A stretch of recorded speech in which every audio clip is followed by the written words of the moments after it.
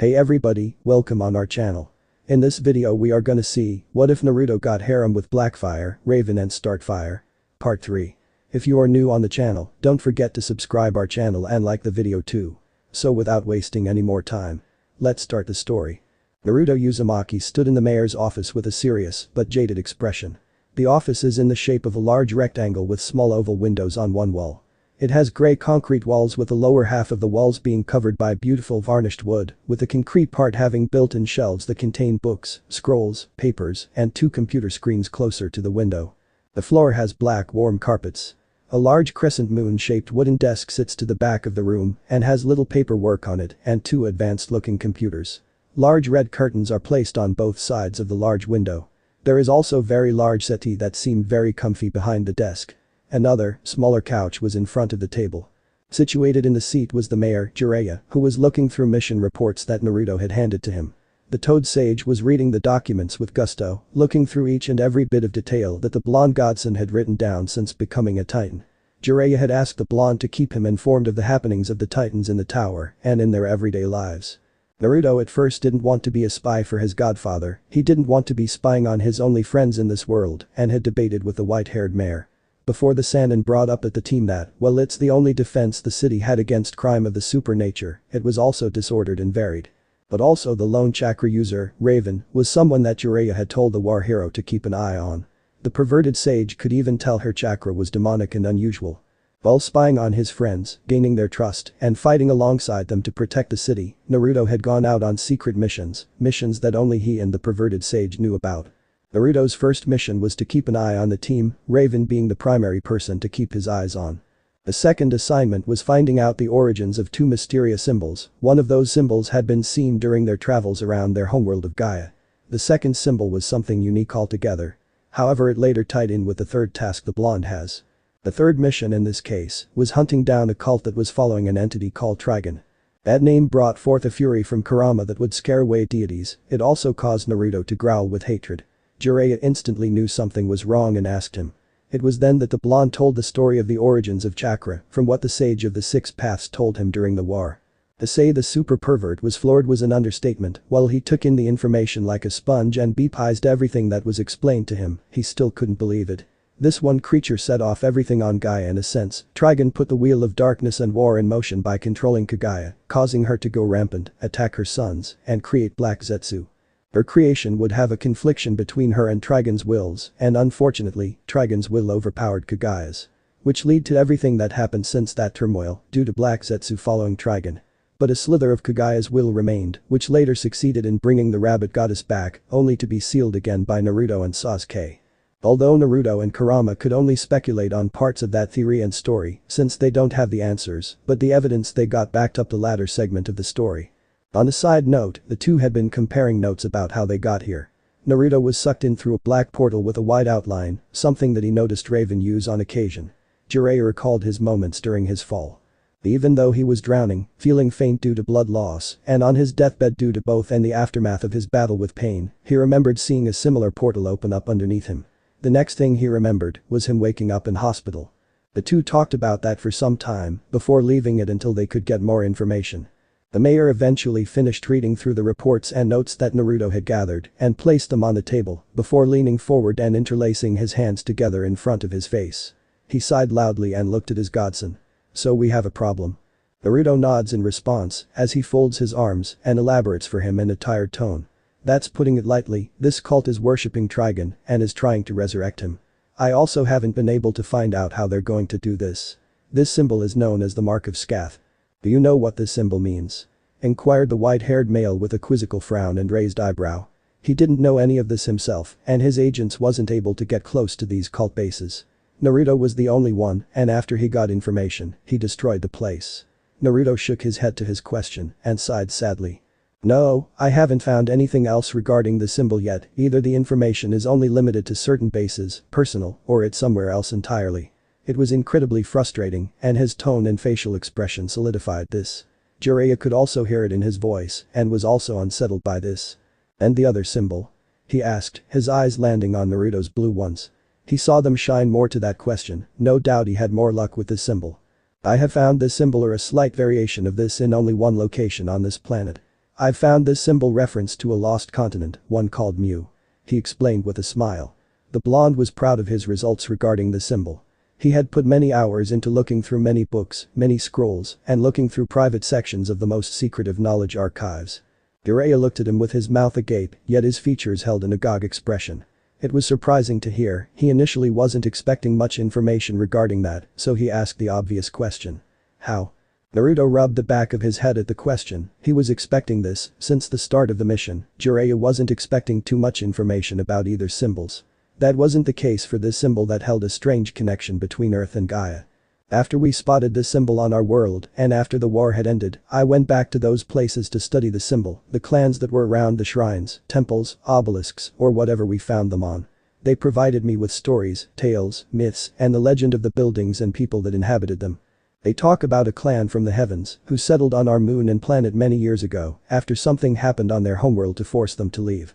We believe this is the Uzumaki clan, as their story is similar, but incomplete from what we're directly told by Hagoromo. This symbol is the clan crest of the Uzumaki clan, and there are numerous tales of entire lands vanishing overnight due to a flood or another tragic event. But these are going back many, many thousands of years.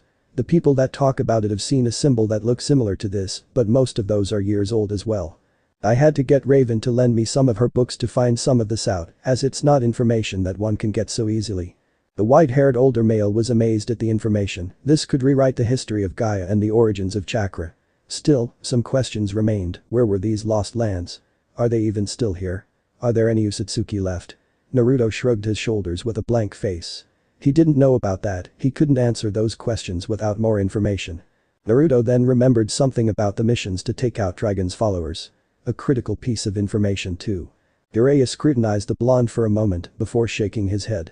He might as well had a sweat drop run comically down his head at Naruto's forgetfulness before he asked him what was so important about this. "During my time at the latest temple, I encountered a login book. Nothing remarkable about it until I get to one name. Someone called Night Fox." Jiraiya felt his heart give out for a second. His eyes widened and he became pale. It couldn't be. Night Fox was a name he never wanted to hear again. But this changed things. Night Fox was seemingly walking in and out of that former base of Trigon, like he was working with, or for, the entity. The Night Fox that made Jiraiya stop thinking for some time. The Night Fox, that's impossible.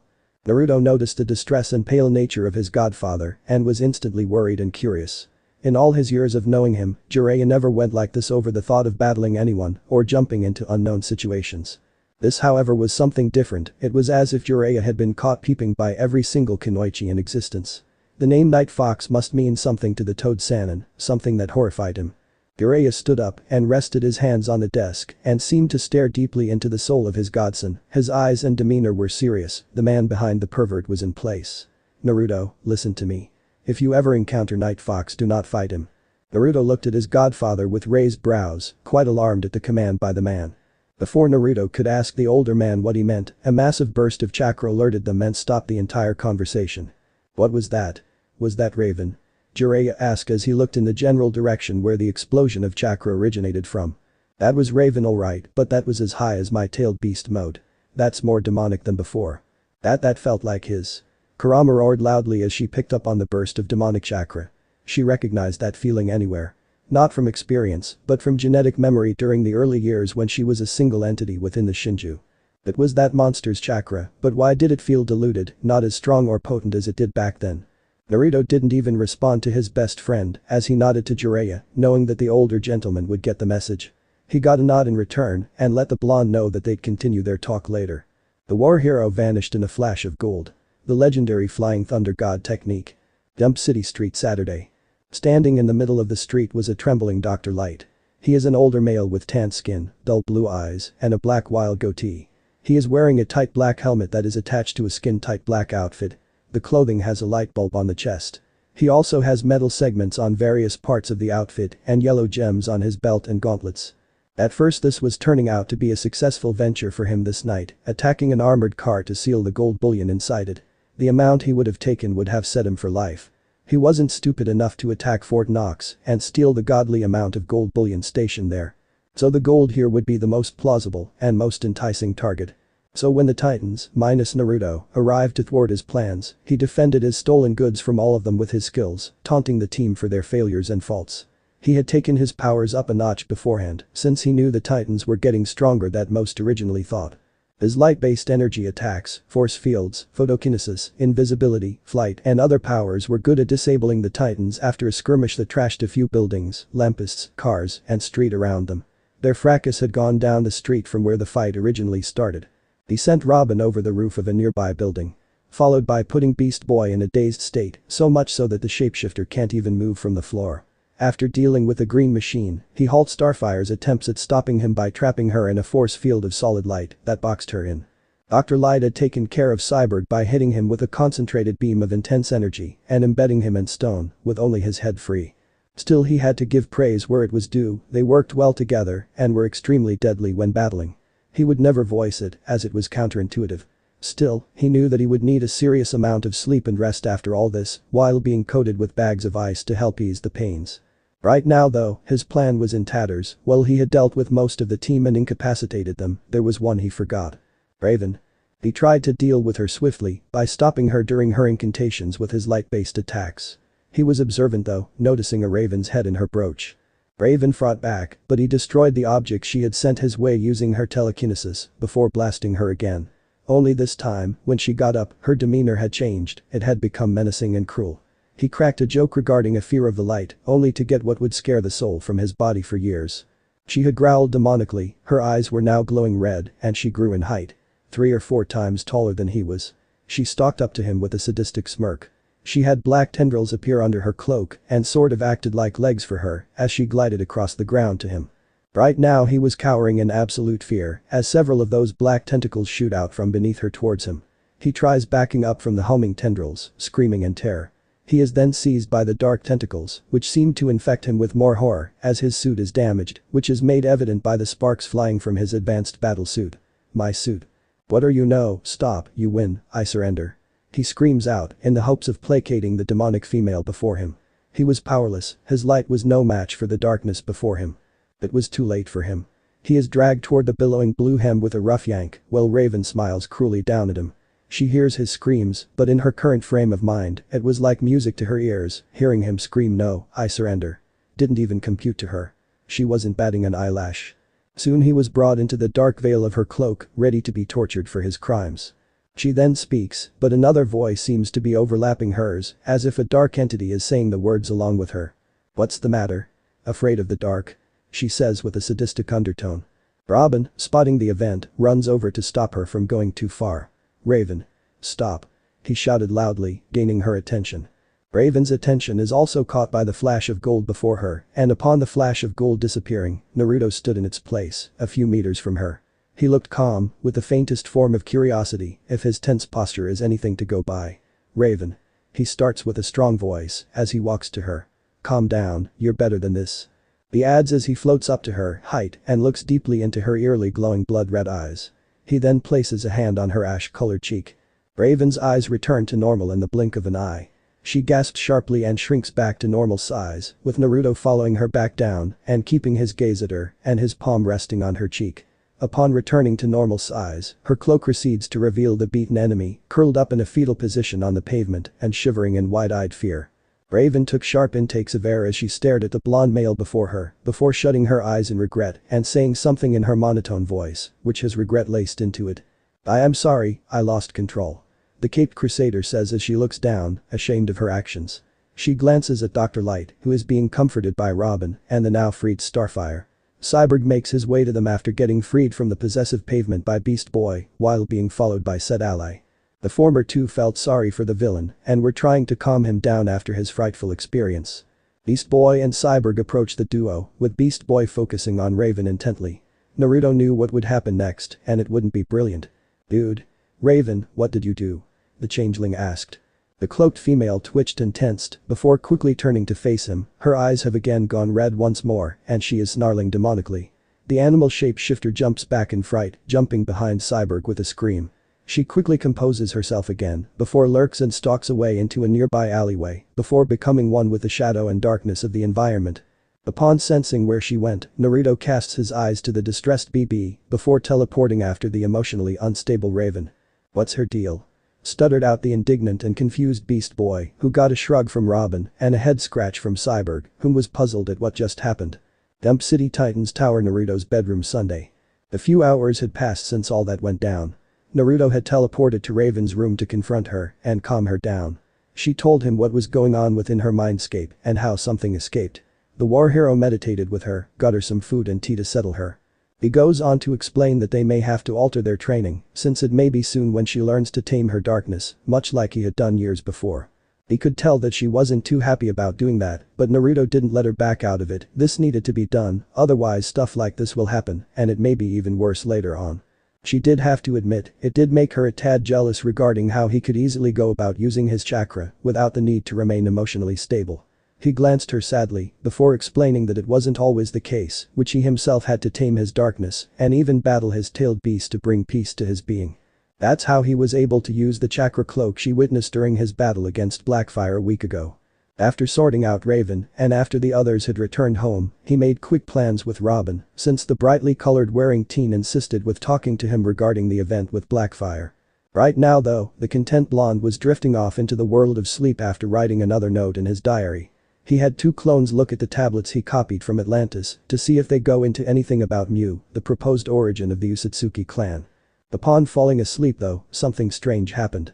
Kurama felt something strange happen and tried to wake her vessel wake up but got no response from him. Almost like he was dead. Unknown location Sunday. Naruto wasn't dead, but had entered a very, very deep sleep. His soul and mind had been called by an unknown force and it had been tugging on him for some time. Only now though, did Naruto stop resisting to see what on earth was pulling on him. He woke up, seemingly floating in what appeared to be space. It was completely black. But before him was a sphere of what appeared to be webs in a perfect sphere. The webs were not completely connected across the sphere and did have breaks in places. If Naruto had to guess, it looked like a mini-universe with a cosmic web and voids, but he was observing it from outside of the sphere of the universe. He could make out galaxies on the webs closest to him, but even then, they looked blurred due to how much matter was there. Upon moving his head in different directions, he noticed other spheres at differing distances and stages of evolution. Some looked more chaotic, some looked emptier, and some looked like a mixture of the two, like the large one before him. Beautiful, isn't it? The multiverse. Echoed a male voice, an almost godly male voice. It was extremely powerful, wise, and experienced. It almost made Naruto want to bow to the owner of the voice. Upon turning his body to face the person who spoke, his back was towards the large universe he saw when he appeared here moments ago. Who he saw was shocking and confusing. Floating before him was himself. This entity looked like him, but had notable differences. He was a handsome 22-year-old with pale skin. He had heterochromia eyes, his left eye is a misty ice blue, with the pupil being a mix of toad and feline with a ring around it. The right eye is ruby red, with its pupil being shaped like the one in his left eye. He has sharp black markings on his eyelids and around his eyes, which stretch to his hairline. He also has black bars on his cheeks that mimic whiskers. He has messy, spiky, shoulder-length scarlet red hair with shoulder-length bangs, framing either side of his face, with some bangs covering his eyes slightly, and two spikes of hair going up higher than the rest to mimic horns. He wears smart black suit with white insides, black gloves and boots. The suit has glowing ice blue Magatama markings along the bottom of the trousers, the cuffs and bottom of his suit jacket. He also has the Uzumaki clan crest on top of 9 Magatama markings in rows of 3 across his back. Hovering over his back is 14 truth-seeking balls that look like black spheres. He strangely has a brown monkey tail coming from his tailbone. The figure smiled at Naruto with pride and awe. He also seemed joyous and enthusiastic. The reason escaped the short-haired blonde as he looked at his other self, the one he presumed brought him here, wherever he was. Wait, did the entity before him say, multiverse? If so, then was Naruto in the void between the many universes and was the one behind him the universe he belonged to? To answer your many questions, yes, this is the space between the many realities and yes, the universe behind you is the one you're from. Quite interesting to say the least. Then again, some of the alternate timelines I've looked into have been exhilarating and wonderful to examine. With some being disappointing and obnoxious. Naruto looked at the person who brought him here with a deadpan expression as the wild-haired version of him was going on about how some timelines were lacking in terms of creativity and ideas. Before he then started talking about why he did this and introducing himself. The entity smacked his head with a sigh, unamused that he forgot the introduction. Forgetful Wazak that I am. I'm another Naruto, in case you didn't notice. He ignored the annoyed look he was getting from the Naruto he called here. Although I also go by Nightmare or Naruto Uzumaki. Anyway, I can't believe it worked. I'm able to finally see past my universe and look into others. It took many years to do so, but it's worth it. Yeah, you're the seventh one I've looked at but the third one I've talked to. A Titan, huh? Working alongside aliens, demons and normal humans with some being more unique. The now named nightmare was being gazed at by Naruto, who was surprised but curious. This Naruto Uzumaki had used his powers to look through the multiverse, and if that was the case, this entity was extremely powerful. He was wearing a classy suit though, wasn't he bothered about getting into confrontations? That would ruin the outfit, surely. He was either really confident or his outfit couldn't get damaged or marked by conflict. Then again, with what Naruto was sensing from the Uzumaki version of him, the entity far outclassed him in terms of energy.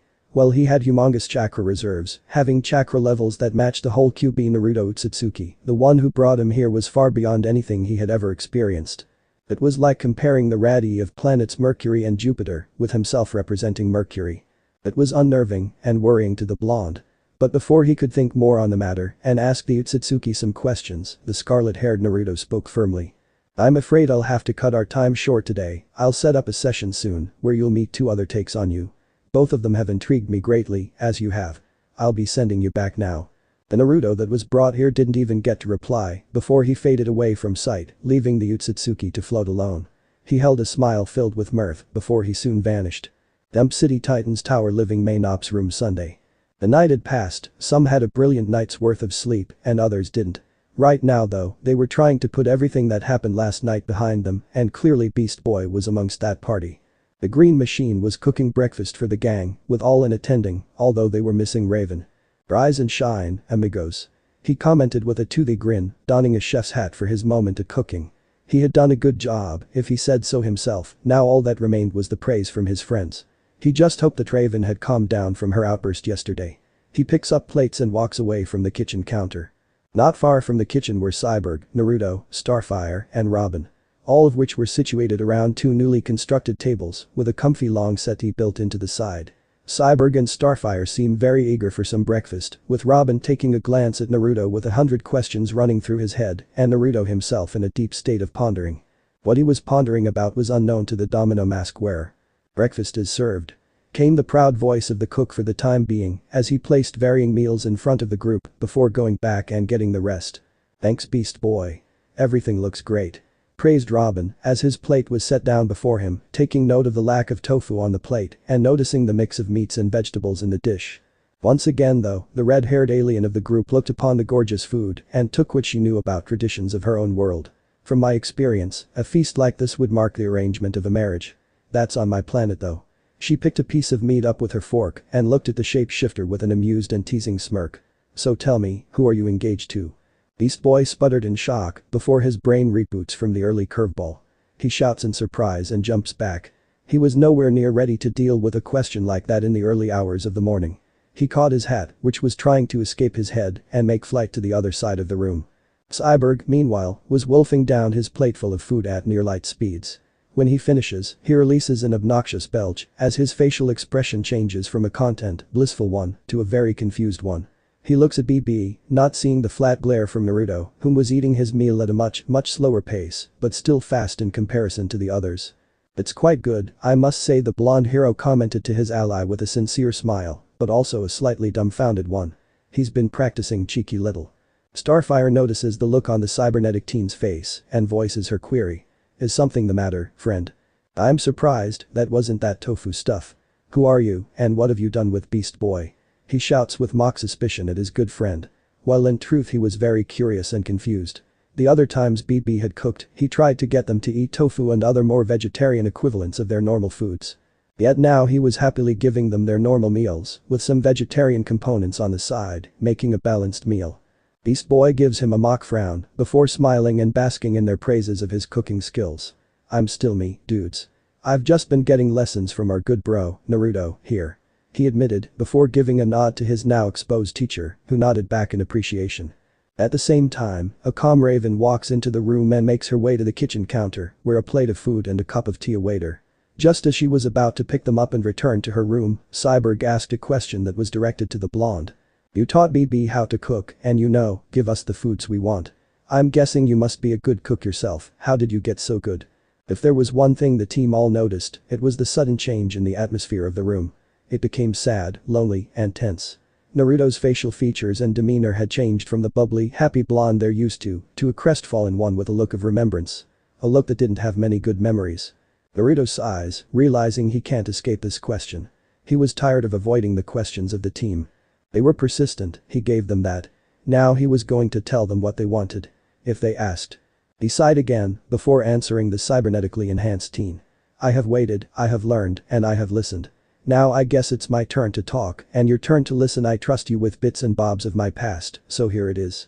The answer to your question ties in with why I eat quickly and why I subtly check food for poisons.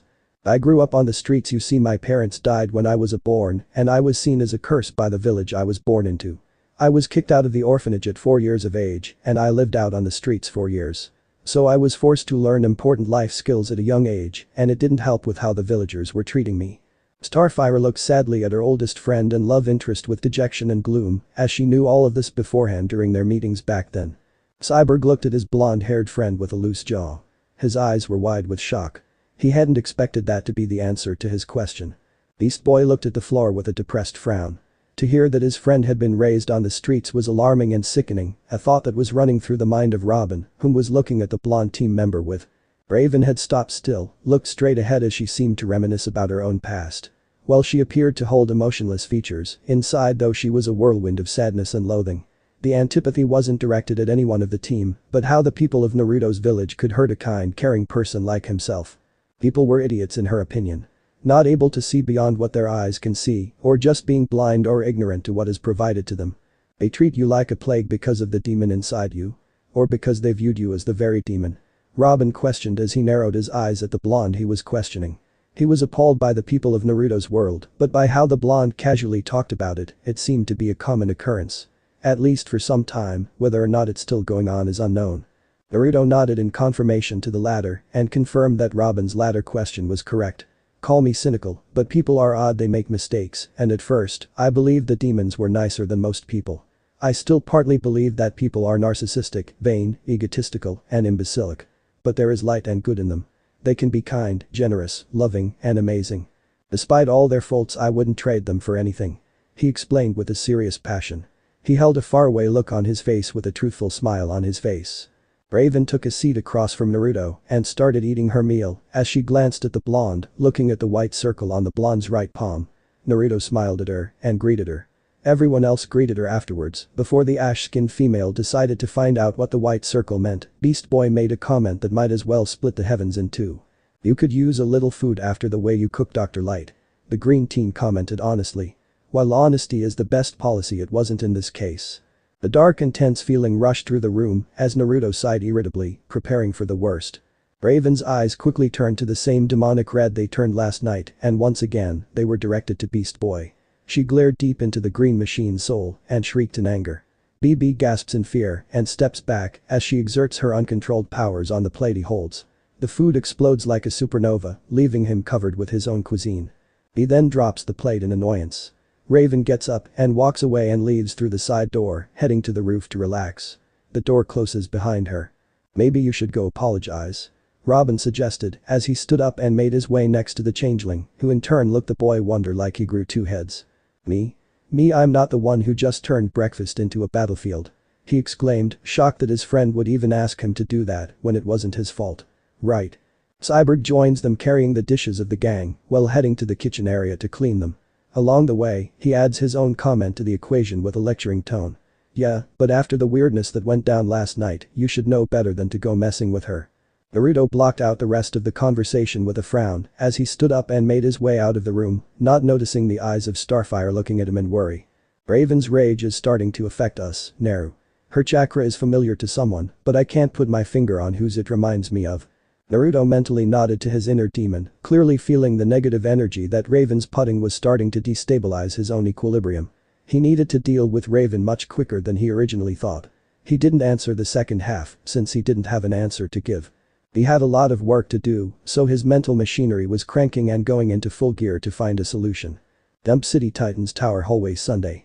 Beast Boy was stood in a hallway, standing before a closed door and gingerly knocks on the door. He had been debating about this for a short amount of time, but he quickly wanted to make amends and sort things out. "Are you in there, Raven?" he questioned to the imposing door before him.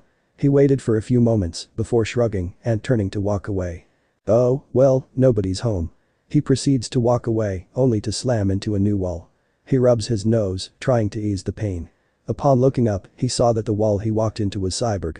"You might want to knock a little louder," he recommended with a blank stare before patting the smaller Titan's shoulder. He then knocks on the door. Harder. He didn't notice the shiver of fear from Beast Boy because he was trying to help his friend sort this out. His hard knock knocks the door clean off its hinges and into the room beyond. The door struck the ground with a crash that seemed to echo slightly in the room it fell in. Both faces go slack and their eyes widen. Although Cyborg has a sudden cold sweat running down his temple. Beast Boy looks on with a sheepish look.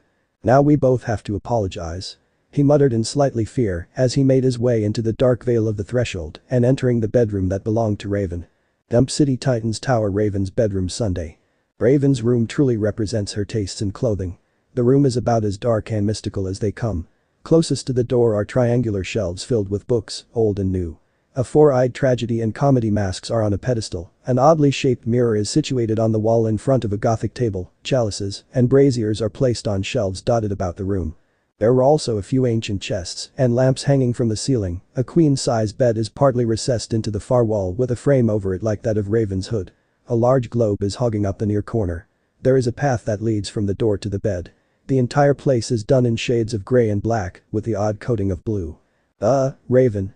Sorry about the door. Raven. Came the hushed shout of Cyborg as he cautiously looked around to see if Raven was indeed in her room. Only to find she wasn't in there. "Dude, she's not here." "Come on," said Beast Boy as he strides inside and gestured to Cyborg to follow him. The cybernetic teen, after much hesitation, followed his friend inside on his tiptoes. "Looks like Halloween came early this year," commented BB as he looked around the formerly unknown room before he made his way to the dresser next to the wall below the oddly shaped mirror. "We're in Raven's room. We should not be in Raven's room. She doesn't let anybody in here ever," Cy whispered to his friend with a scolding tone while he also was taking in the sights of Raven's bedroom. So? This is our big chance to find out more about her," he responds as he picks up a strangely designed handheld mirror. "For instance, check out this beauty mirror. Who woulda thought Raven spends time sprucing? Ah. Is it?" he says with a small laugh before looking at his reflection in shock upon seeing a spot on his cheek. That shock quickly escalated to fear as two pairs of glowing red eyes, one above the other, superimposed themselves on his image. They clear after a moment, leaving him to gasp in shock before he drops the mirror and jumps back with a cry of fear. A red-rimmed swath of black and red energy screams from the mirror straight up into the air. It then changes its shape into that of an arm and hand and grabs him. He is shaken back and forth rapidly, nearly making him sick. Cyborg pays no mind, having reached the doorway and made ready to leave. "Come on, BB, we should really get out, huh?" Beast Boy was then yanked towards the looking glass, completely defenseless to his would-be doom. Cyborg quickly gets there in one swift leap to grab an ankle of the distressed shapeshifter. Both titans are yanked through the looking glass, which returns to its normal appearance and gives off a small puff of smoke, leaving the impression that nobody was even in the room. Nevermore Sunday. The two were then dumped onto a large rocky body, which seemed to be floating randomly in an environment that could pass for outer space, populated with red stars and a few large asteroids. Upon landing, the two look up to see the portal close behind them, leaving them stranded on an unknown world. The two eventually picked themselves up and looked around the strange new area with confused frowns. "My sensors must be on the blink, cause they're saying we're in Titan's Tower," Cyborg commented as he looking at a panel on his arm with a screen confirming that they were still inside Titan's Tower. "It sure as hell didn't look like it. Guess we start walking." "Oh come on. I'm serious. We're on a rock in the middle of," Beast Boy ranted to his dear friend until a groan of movement reached their ears, and it's a big one. In the middle of the void before them, several fragments of the floating rocks rearranged themselves to form a winding path to another large asteroid. The two share a glance before setting off on their journey. After having to escape a fleet of Raven, Cyborg having to save Beast Boy from falling off of a collapsing bridge, meeting a pink-cloaked Raven, having the world flip on them, and walking with the pink Raven, the two boys had to ease a migraine the size of the earth while trying to figure everything out. Even though they knew they were in some deep water with a real Raven later, the need to escape this realm possessed them. Dump City Titans Tower Rooftop Sunday.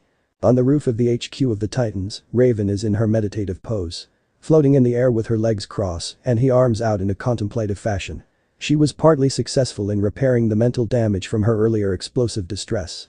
Beast Boy should have known better than to agitate her. Even with Naruto helping her in her therapeutic sessions, she wasn't able to calm down quick enough from her outbursts. Although she was better at keeping a lid on her chakra and emotions, she wasn't perfect. She still was jealous of Naruto and his emotional stability though. She had admitted that to him often when they were training, but he frowned at her sometimes and shook his head. She didn't understand why he responded to her with that, but she could feel sadness roll from him, and he'd look like he was thinking deeply for a moment before he quickly returned to his normal self, just with a more forced smile. "Raven, are you okay? We stopped by your room and the door's been knocked down," came the voice of the leader of the Titans, Robin, who was walking towards her with Startfire. His tense and apprehensive voice shook her from her thoughts. She was about to respond, completely missing the second half of his words, when it happened. Raven's eyes pop open, wide as saucers, before she laughs uncontrollably and strangely. The fit of laughter scares the other two Titans out of their skins. She cuts it off by clapping both hands over her mouth and regaining control of herself with a profuse and embarrassed blush. "I need to be alone," she states with a glum and emotionless voice as she phases through the floor under her. Starfire, who was looking at the ground that Raven phased through, spoke to Robin without looking at him. "I may not know a great deal of Earth and your ways are still strange to me, but that was freaky. Correct?" Dump City Titans Tower Raven's bedroom Sunday. Upon phasing into her bedroom, Raven quickly notices the wrecked door of her room. She looks around the frame before casting her eyes to the door now situated on the floor, becoming another decoration for the room. It wasn't to her taste, as she used her powers to quickly put the door back in place. After fixing the door and wall with a simple wave of her hand, she walked further in, before stopping short at the hand mirror on the floor. She looks at it for a moment, before gasping with a horrified note. "No," she spoke with worried tone, before she too entered her mirror to get the victims out of there. "Nevermore Sunday.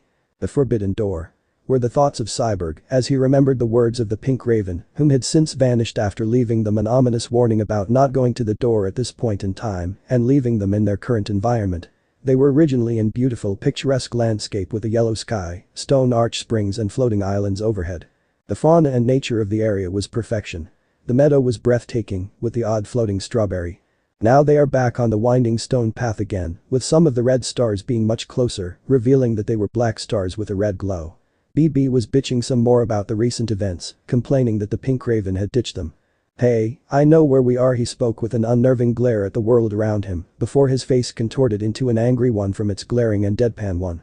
"We're in that place where I didn't know where we were before. What commies green guy are you two doing in here?" A voice sounded from behind them, and it was annoyed. Very annoyed, he also seemed to have a slight suspicious note to his voice.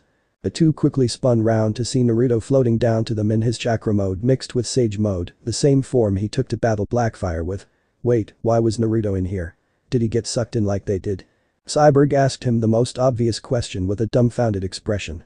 Why are you here? Where is here anyway?" Naruto, who had touched down in front of them, stalked up to them with a deadpan expression, with a hint of worry embedded within it. He sighed loudly before addressing them. "You're in Raven's mind, Nevermore," he explains, before leaning to the side to see someone. "Ah, Grey Raven." The others looked perplexed, before seeing that there was indeed another Raven stood there, and like what the blonde had dubbed her, the cloak is now grey. She holds a very depressed and fearful expression on her face and in her stance. "Hey," the mechanical male comments with a contemplative expression with a raised brow, before he notices something at the end of the path before them. He points ahead down the path toward the asteroid at the end.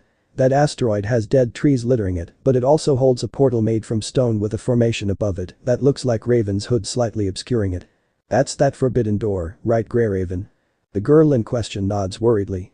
As she finishes, the cybernetic male starts to run to their ticket home. "Come on, y'all. We're almost," he starts announcing with a sense of victory, but is interrupted by high metal wall springs up from the stone surface to block his rush to freedom. Whoa. More walls emerge to box in the group before more walls emerge in the nearby area to create what the two didn't need at this point. A maze, and a large one at that.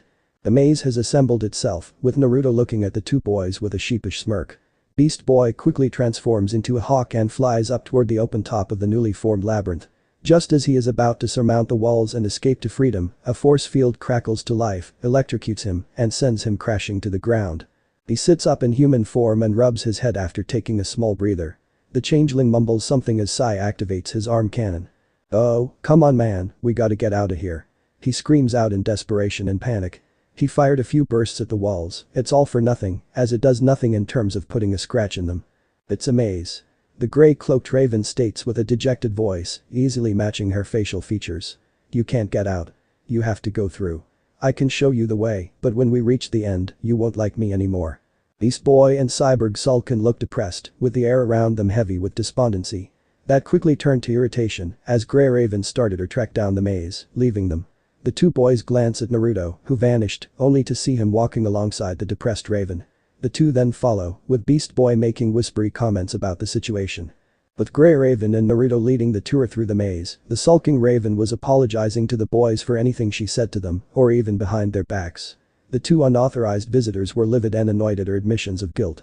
While it was okay that she was saying sorry, they had to listen to over 100 apologies.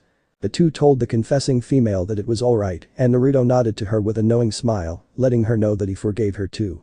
After moving through the convoluted architecture, Grey Raven eventually stops at a seemingly normal wall. She waves timidly at it, gaining quizzical looks from the two newcomers of Nevermore. It slides open like a pair of interlocking doors to reveal a short route that leads out of the maze. Not far from them, two tall stone statues are positioned on either side of a stone arch, guarding the pathway before the group.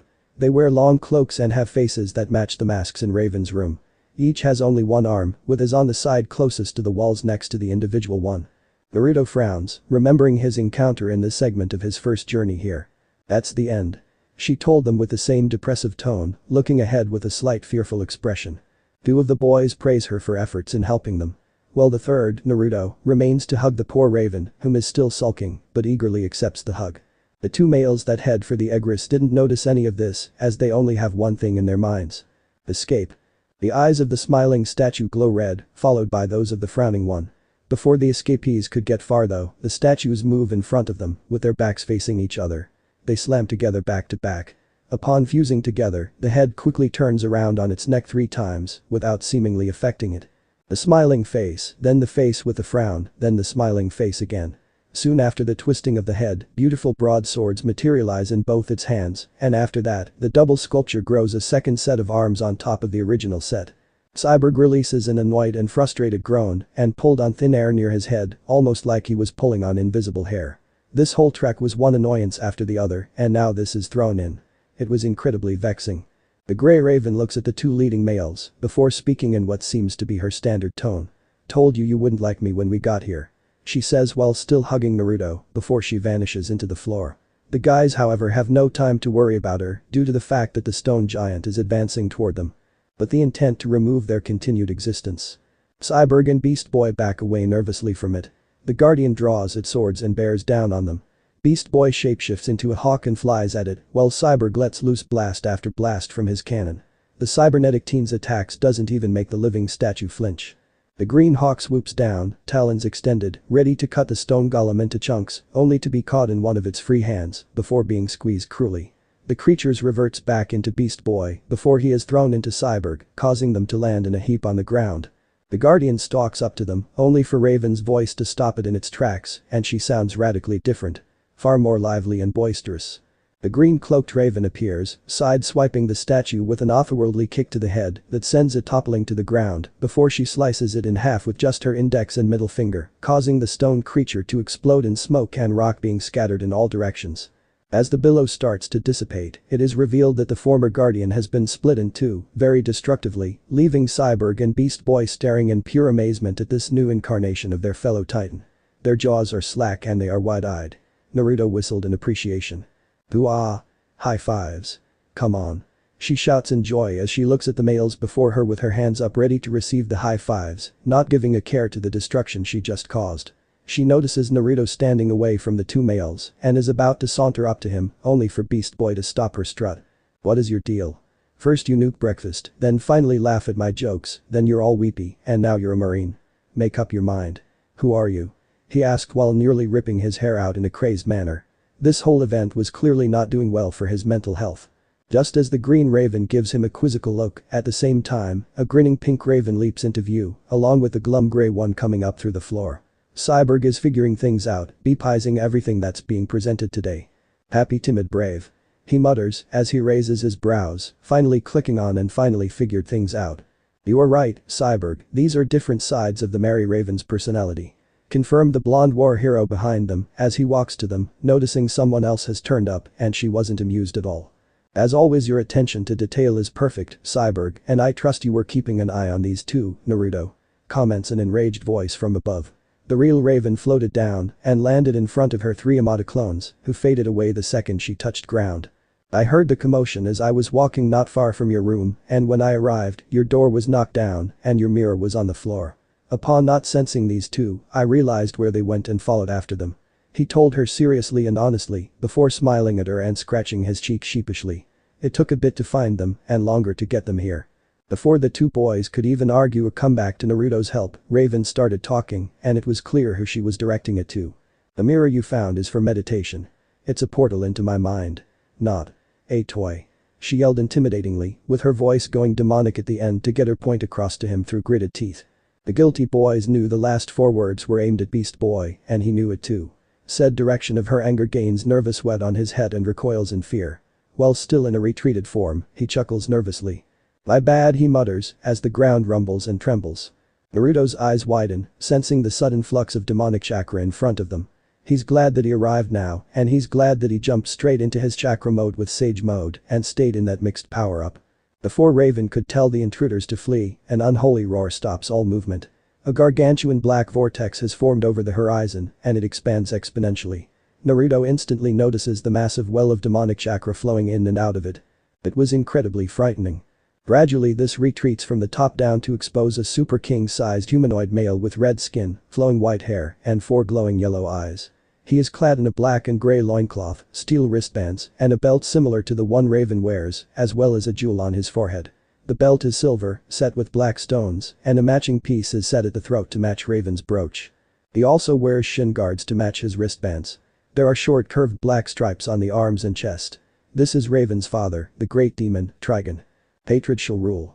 The entity roared out in sick glee before he released another demonic scream to the heavens. Raven and the stare up at his sheer size, with Raven and the two uninvited guests slowly stepping back. Naruto however hasn't budged from his spot and looks at the demon with unflinching eyes. That's Trigon. Kurama roars out in Naruto's mind, causing the blonde to black out and his heart to stop momentarily. I have issues with my father, let's leave it at that, Raven explained to the boys before she sensed yet another spike of demonic chakra, yet it was mixed with someone else's. A loud shout and a large flash of light screams behind her, Beast Boy and Cyborg. The three turn around to see the source of it, and it's Naruto with his arms high in the air and his chakra exploding out in all directions. He is also the epicenter of the scream, which seems to be in tangent to him powering up. Ai. Naruto screams, with a deep demonic voice starting to echo over his speech, like what Raven's did when she attacked Dr. Light, only much different. When Naruto threw his arms down, releasing the pent-up power, his chakra cloak begins to change.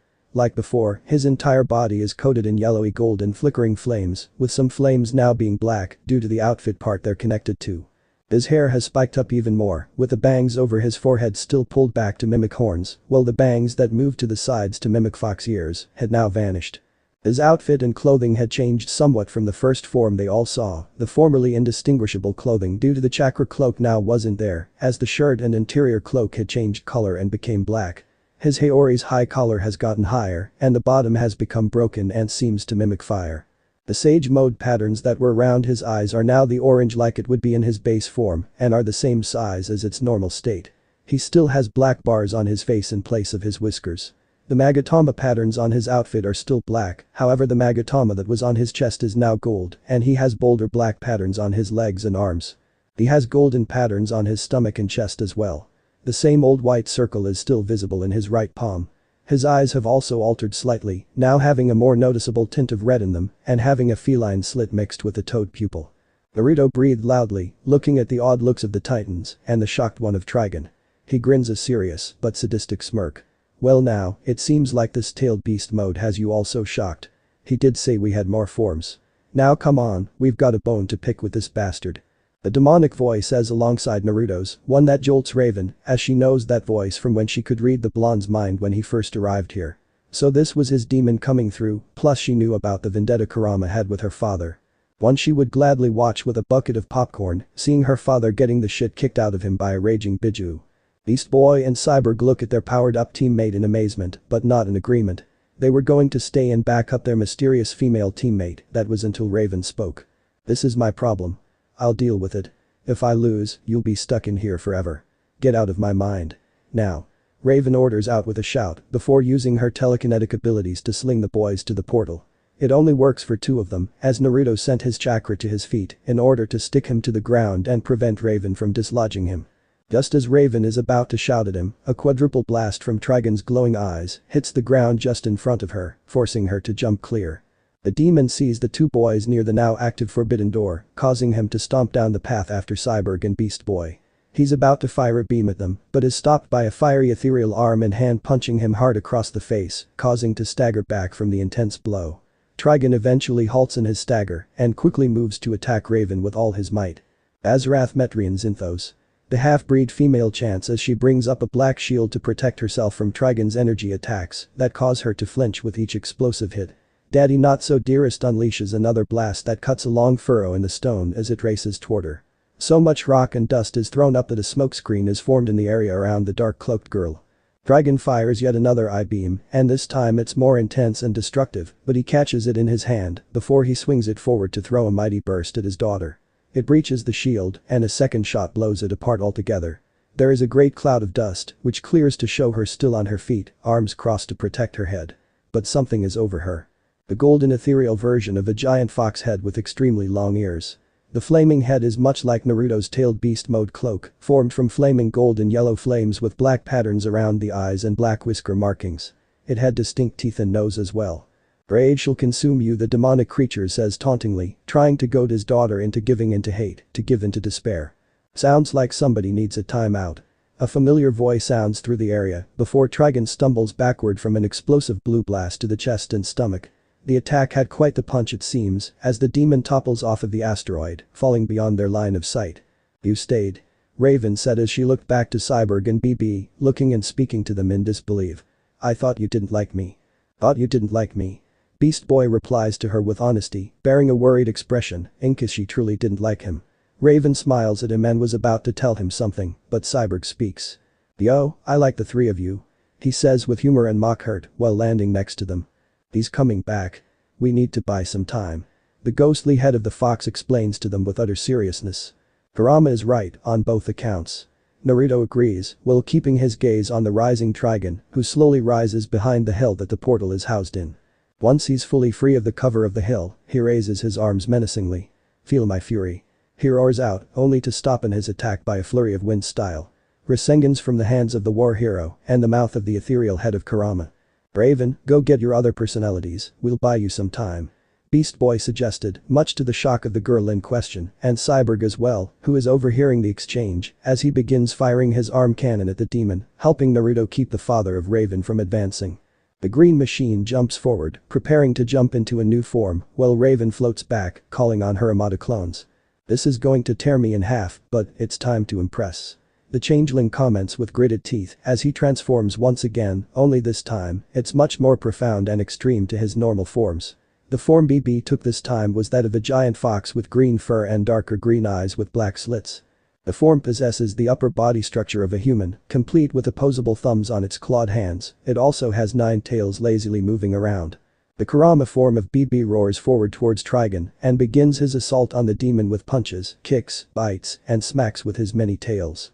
Trigon tries his best to defend and dodge the wild and uncoordinated attacks of Beast Boy. He even tries going on the offensive by bringing in energy attacks and swipes of his clawed hands to try and deter the giant fox, only to receive hard-hitting energy blasts from Cyborg that nearly rips through the torso of the demonic beast, causing the beast to crash into the ground with a flinching and sickening skid.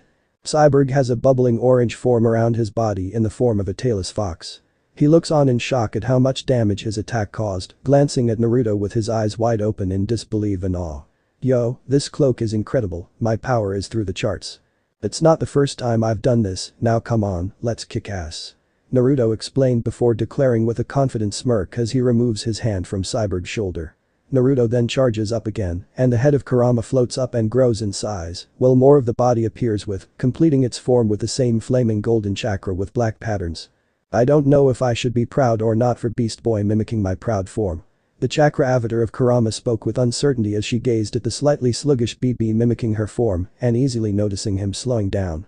No doubt from overexerting his power and getting tired due to how much energy would be needed to gain that form.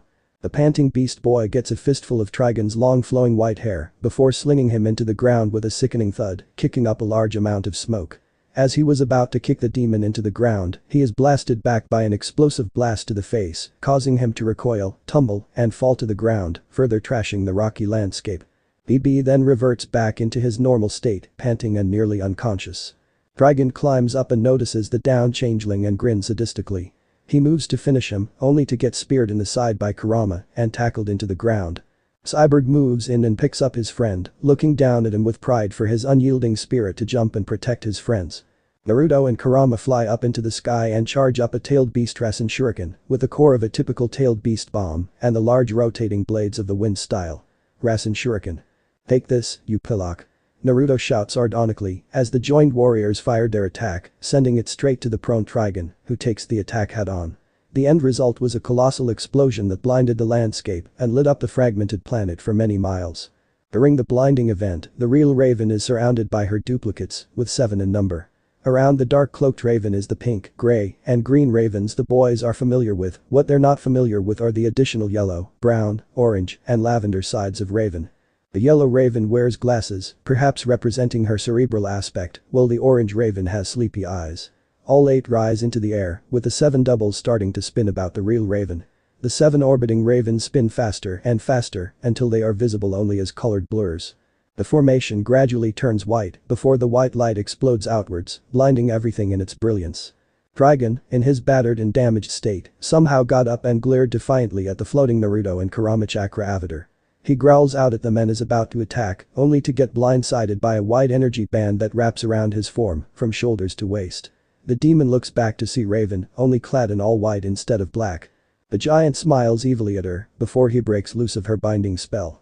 White Raven rises into the air, arms crossed in front, and her eyes and mouth start to blaze brilliantly with the same white force that pours from her hands.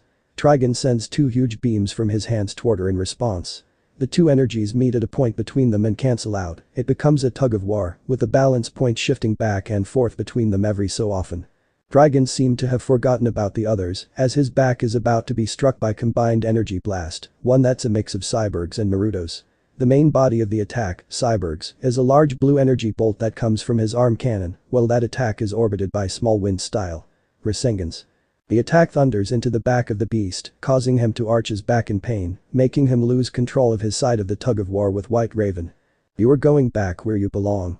The white-clad Raven calls out as she sends her beam surging into Trigon's face with great effort. There is an incredible flash when it hits, and the growl of pain from the beast shows how painful it is. The flash fades away to show that he has turned into another copy of Raven, with 4 red eyes and a dark red cloak. Red Raven drops to the ground in front of the real Raven, whom is still wearing white. The body of the Red Raven disintegrates into a bolt of energy that crackles into White Raven's body, throwing her into an unbearable rictus. One final flash blinds the area with smoke, which quickly clears to show only the Titan standing in her normal blue cloak. She bowed and pants as if she has just taken the beating of a lifetime. She tries to straighten up again, only to moan weakly and collapse backward, only to be caught by Cyborg and Beast Boy. Naruto floats over to them, his Kurama battle avatar vanishing in flickering flames, leaving him just in his tailed beast mode. Naruto touches down in front of Raven and the guys, before putting his hands on the 2 more tired members, Beast Boy and Raven, and giving them an energy boost. We gotcha. Cyborg comments to his friend, not noticing the bubbly chakra shroud he got from Naruto, has whisked away into the wind before it vanished into nothingness. It's okay, now. BB reassured the caped crusader with a croaky voice, sounding similar to Raven herself. He slapped a hand over his mouth, with the others giggling at his need for a drink. Raven blushes lightly and rubs her head nervously. Thank you, friends. So we really are friends? The dry-throated changeling questions, while trying to get rid of his embarrassed blush. The asked-skinned female nods in confirmation and beams a small smile. And you really think I'm funny? He persists with a large smile, getting some of his voice back. Raven's smile fades slightly, she wasn't going to admit everything. Don't push it. Dump City Titans Tower Raven's bedroom Sunday. The 4 re-emerged from Raven's mirror in a similar fashion to how they entered, only minus the hand grabbing them. The group of four landed gracefully, with Naruto patting his legs slightly as he looked at the watch on Cyborg's arm, seeing that it was 21:19. Cyborg looked at the blonde with an annoyed look before it contorted into a knowing look. You know, you'll have to tell us about that form, right? Naruto nods and exhaled a sigh. He knew this day would come and he tried to hardest to not let much out. But today, he had told the team more of the story since they heard the blonde's speech to Blackfire and he had showed off yet another transformation. Well, he could famously try to steer the conversation to not get him to explain about his past, but he was tired and exhausted, he couldn't be bothered anymore. I'll tell you everything. She could be upset or came the voice of the other alien friend of the team, Startfire, who was clearly outside the door about to knock. She was interrupted by the other person out there, Robin. I don't want to bother her. He stated with distress and a grunt. Beast Boy sighed and laughed slightly while Naruto rolled his eyes, knowing what was going on. Robin was trying and failing at keeping the curious and worried Coriander from entering the room. Raven opens the door, allowing the group to see Starfire relaxing with a gasp before smiling. Robin tumbles backward to the floor after Starfire seemed to sling him back when she pulled her arm back. Starfire sees Cyborg, Beast Boy and Raven are standing in the doorway with her blonde crush behind them. Robin gets to his feet after a moment and glares at the group who seemed to vanish for the majority of the day. Did they not know how difficult it was to keep Starfire busy? At least she had her attention of the blonde of the group. He felt sorry for him. Where have you guys been? The boy wonder asked with a curious voice, but a serious face, with a serious face being typical of him. Just getting to know each other, right? Cyborg tells him with a smile, knowing that while it's the truth, it was kind of forced, since they did invade Raven's mind. Raven smiles and blushes again as she looks at the tallest member of the team. I don't know about you, but I'm hungry. It's a little late for breakfast, isn't it? Or is it too early? Beast Boy comments as a loud rumble roars from his stomach. He didn't know what time it was either, so he didn't know what meal to have. Actually, dinner sounds nice. A large dinner. Beast Boy is caught off guard momentarily, realized what the time was thanks to Raven's words. He quickly smiles brightly and his eyes seem to brighten up in joy and bliss. A large dinner. Coming up. Cyborg nods to Naruto, who sighs loudly before looking the team leader in the eyes. I'll tell you more now, Robin, and I will answer anything you want. Seeing as you can plainly see this transformation, my tailed beast mode. Plus, I know that you have other questions on your mind. Naruto explained and clarified. He knew that the detective of their group was the most curious of the group and since that Robin couldn't get anything of Naruto since he's not from Earth, he'd have to ask him, plus, it would help connect a bridge between the two. Naruto got along easy with Starfire, Cyborg, Raven, and Beast Boy. With Raven being the hardest of them four and Beast Boy bringing in a flurry of deja vu because Naruto saw himself in Beast Boy. Robin on the other hand brought forth another form of deja vu, with Robin being similar in a way to his friend, Sasuke. Minus the obsession for killing relatives and going on a spree across the nations and whatnot. Robin nodded his head to Naruto and the team made their way down to the living main ops room to get the large dinner on the way. And answers. Unknown location Sunday. The number of hours had passed since the team ate a large meal, and it was indeed a large meal. All the team was stuffed at the end of it, even the mighty stomachs of Naruto and Starfire was no match for the food provided. Naruto had also turned off his tailed beast mode after sitting down at the table before the army of food overwhelmed them. He also told them a bit more about his past and even introduced them to Kurama, who was very enthusiastic about speaking to the group instead of making comments about them in Naruto's mind. From his early years in the academy, the mission to waive the Chunin exams, his mission to get Tsunade, and his mission to get his friend, Sasuke back. He told them bits and bobs about each of them, nothing too deep though. He glossed over his 2.5 years' worth of training before he returned to his village. He talked about his mission to save Gaara from the Akatsuki, battling Orochimaru and Sasuke, before he talked about his fights against the Akatsuki once again. He explained to them about his battle against the Akatsuki leader, Pain, the Kage summit, and the training he had to work alongside Kurama. Then he talked about the Fourth Great Shinobi World War and how much devastation it brought. He told them about his battles throughout the war, his fight against the incredible 10-tailed beast, Juubi, his death by the hands of Madara Uchiha, and subsequent revival by the aid of an enemy-turned-ally, Obito Uchiha. He then finished the war segment of his story after explaining his fight against Kagaya Utsutsuki and the resealing with the aid of his friends and the aid of another who he chose not to mention. Every so often, the group would ask questions and he would expand, but some he didn't want to expand on. Kurama was the same when she was asked questions. They eventually gave up for the night and decided to get some well-needed sleep, some needing it from the fight they had today, the others needing it to sort through what Naruto had told them about his rough world. Robin wasn't too happy when Naruto brought up that he had killed people on his world and had told him not to kill people on Earth. The Titans don't do that. Naruto didn't really answer, but he nodded, albeit reluctantly. Right now though, Naruto had returned to the space between the multiverses and was sat before the Naruto Uzumaki, or Nightmare, who was telling him about the rules of the multiverse. There were rules apparently. Although they were really considered warnings, since Nightmare had told Naruto of the Titan universe that he wasn't the first to look through the multiverse, but is the only one alive that can do it, since that last one tried jumping into another universe in order to cheat death. It didn't end well for him, because the second that version of Naruto entered the wrong universe, the laws of reality tore him asunder. Since there can only be one Naruto in one universe, if a multiverse traveler entered the wrong universe, that universe would kill him in order to keep itself stable. The only way for there to be another Naruto in the same universe is if there was a time paradox, but that was a whole other ballgame. Ah, it seems the other guests have arrived. Nightmare commented as he looked to the side, with an unknown wind making his hair wave. The two other guests phase into existence a few meters from their seated forms. And they were both other Narutos. The one on the left, the shorter one, is a tall tan-skinned, handsome individual who has dark blonde, messy, spiky hair and sea blue eyes.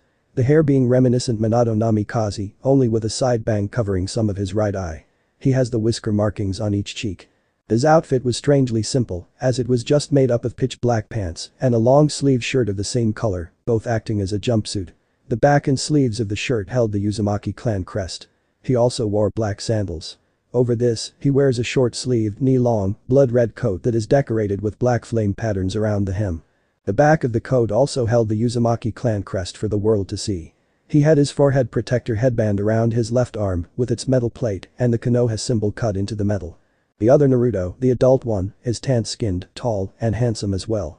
He also seemed rougher, wise, and more serious. His eyes contained the Rinnegan, but was a sky blue and glowing faintly.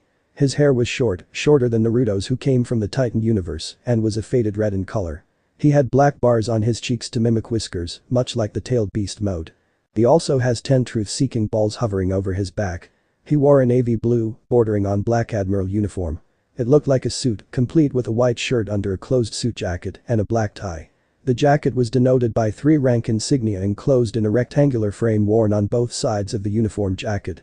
The rank stripes were also on the sleeve, seen as a group of 5 stripes towards the cuff. The jacket also had red and white lines along the shoulders and chest, which ran up to the neck. The pants of the outfit was a shade darker than the jacket, with the outfit being complete with the black boots he was wearing.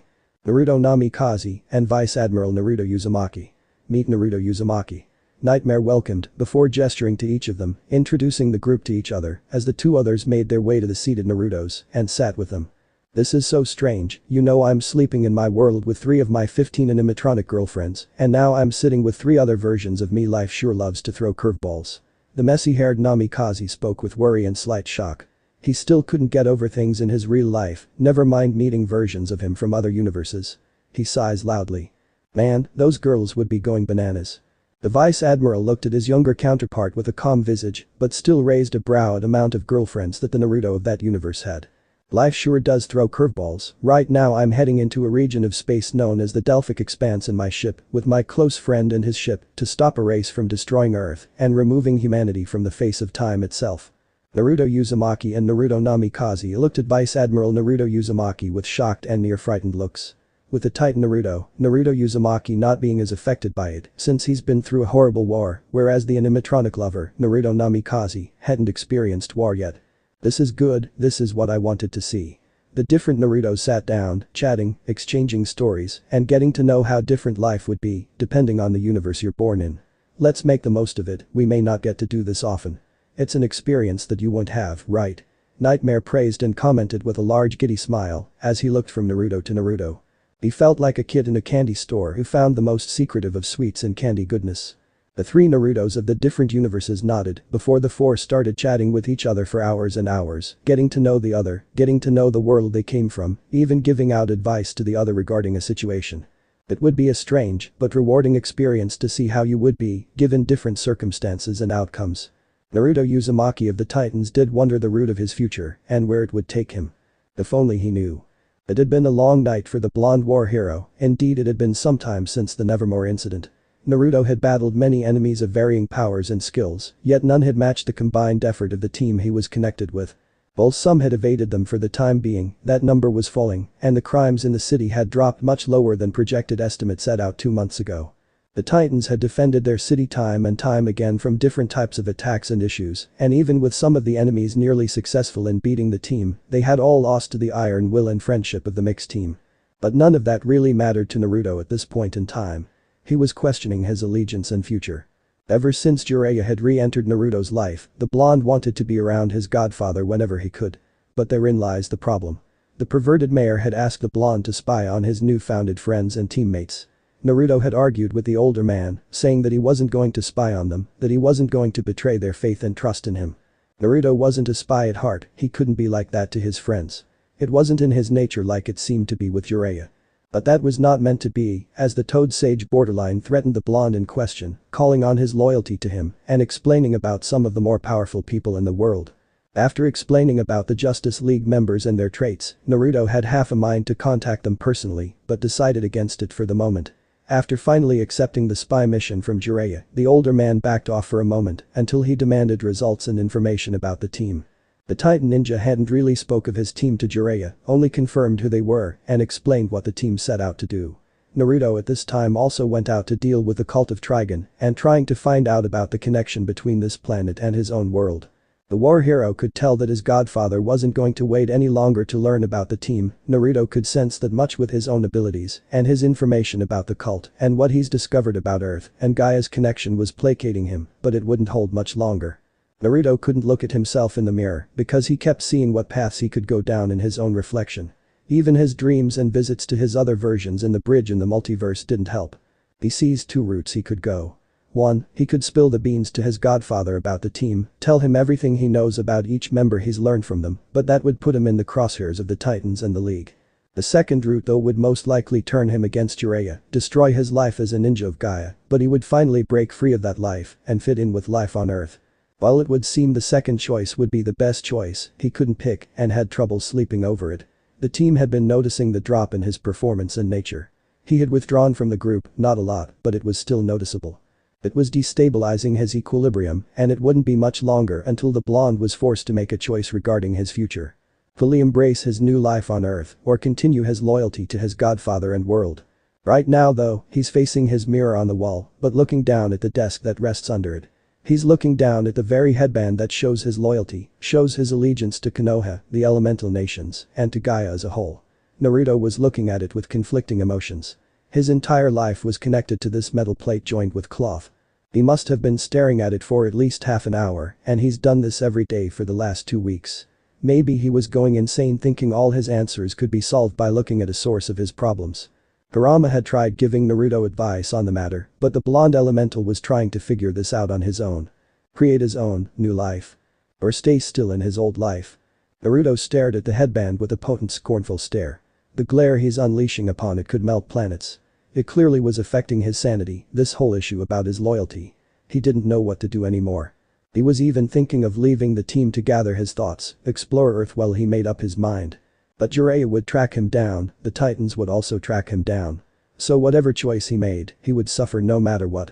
It was his fault, he got into this mess by his own cowardice and inability to hurt the ones he holds close to his heart. He had to make the choice tonight regarding his future. A future with Earth and the Titans. Or a future with Gaia and his godfather. It's bordering on delusional this is, Naruto. You'll never find your answers like this. Kurama told him bluntly and somberly. She really hated how the blonde had deteriorated so quickly over a choice. She needed to try to break him out of this, and although the blonde wanted to sort this conflict himself, it wasn't working at all. The blonde didn't say anything and looked at the diary he used to jot down his mission reports and thoughts about said missions. It's also where he's put down what he thinks of the Titans, both as individuals and collectively. The mission reports don't include anything on the Titans, since he didn't spy on them. It helped him figure out their strengths, weaknesses, and traits. What the mission segments provide is his dealings with the cult and his search for the connection between Earth and Gaia.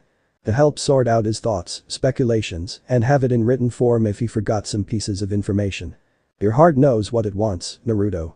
But you don't want your brain to follow that choice because you know the outcome of it. The blonde's oldest and dearest friend continued to lecture, fully knowing what path Naruto wanted to follow, but could feel the war hero didn't like the fallout that came from it. This time though, Naruto did respond to her, but his voice was unsure and filled with worry about the imminent future. I know I already know what will happen if I don't go with what my heart wants, and I know what'll happen if I do go with my heart. My gut instinct wants one, my mind doesn't want to get involved, and my heart goes for another. He replies to her with a crestfallen expression and a heavy heart. Then make the choice already, Naruto. If you keep this up any longer you'll run out of steam, or worse, the large fox left it open for Naruto to interpret with his own imagination and experience. She was affectionate, yet firm in her comment to him. She wanted him back on track with his life, back to hanging out with the team, back to his potential girlfriends. She still teased him about trying to get multiple girls. Perverted demon fox. Naruto knew what she was implying at the end. The outcome where he remains loyal to his world and godfather, and how it would destroy the bridge he created between himself and the Titans. He would need to cross that bridge to join them, or cut it down and remain away from them forever. The blonde sighed as he tried to figure out how to sort out this dilemma of his. He then sighed again when he remembered what day it was, well, what day it was for Startfire and her kind. Bloodhog Day. No doubt the female alien would try to celebrate it with the team like she did with him all those years ago. And for Naruto, today would be a day he'd never forget. Dump City Titans Tower Living Main Ops Room Tuesday. It had started off a beautiful morning for Coriander. The sun was out, the birds were singing, and the light breeze made everything even more majestic on the horizon. The city and nature of the view from her bedroom window added to the majesty of this day. She had woken up with a spring in her step and an objective set in stone in her mind. She had a nice bath, a wash, and wore clean clothes for this day. She even gathered gifts, toys, and foods over the course of a few days to make this event even more special. She was surprised no one heard her bubbly giggles and knocks in the corridors due to how excited she was to be sharing this special day with her friends. She had entered the collective room of their base home with a beaming smile. With how joyful and hyper she was, love hearts might as well been floating around her head. Upon shouting happy Bloodhog to the unsuspecting team, she was expecting questions and wonderment about what she had shouted. No, what she got was nothing. Literally nothing. No questions, no crowds of friends, no nothing. The team had completely ignored her loud exclaim. Upon seeing what was causing the lack of response, she felt her heartstrings tug, and not in a good way either. No, they were all ignoring each other or fighting. Raven had sat off to one side and reading one of her many books, Robin stood before a boombox in the kitchen, and Beast Boy and Cyborg are playing on the game station once more. The thundering hip-hop track drowns out all other sound at this point, which was clearly coming from the Boy Wonder's boombox, whose hair was being blown back by the wall of sound. Cyborg and Beast Boy are having a tug-of-war over the game controller. "Come on, Beast Boy, gimme that thing," shouted an agitated Cyborg as he tried to tug the controller to his body, only for the green machine to yank back. "Dude. I'm in the middle of a game," Cyborg roared back an equally annoyed Beast Boy during their squabble over a controller. Startfire, trying to get through to her friends about the occasion, called out once more as she walked deeper into the room. "Friends. Today is Bloodhog Day, the Tamaranian festival of friendship. It will be a glorious celebration of our dear friendship," she explained in bliss and with a massive grin on her face. Before she realizes that no one is paying the least attention, and that hit her like a mental car crash. Disgruntled, she looks around the place and drops the items she has carried in, except for a few strands of jingling bells that hang from her wrists. The sounds of a struggling Cyborg reaches her ears, and she makes her way over to him. "Joyous greeting, Cyborg. I want to give you this to Nebula as a symbol of," she starts with in a happy tone, before she gasps as Cyborg is yanked away from her by a tentacle monster form of Beast Boy. "You're gonna pay for that, you little grass stain," shouted Cyborg as he's yanked away from the momentarily crestfallen alien. Raven, still buried in her book, is trying and failing at concentrating on her item of interest. She's trying to read up on what she can about Naruto's queries about the lost continent of Mu.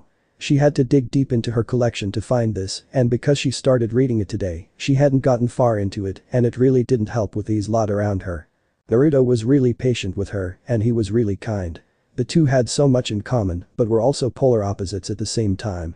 Naruto was as bright as any star, yet she was darker than any shadow. Their pasts were similar, they both had demons or connections to demons. They both fit well together, and the longer Raven spends time around Naruto, the more she's starting to fall for him. She could see why Startfire loved him so much, and how Naruto seemed to bring the light out of anyone.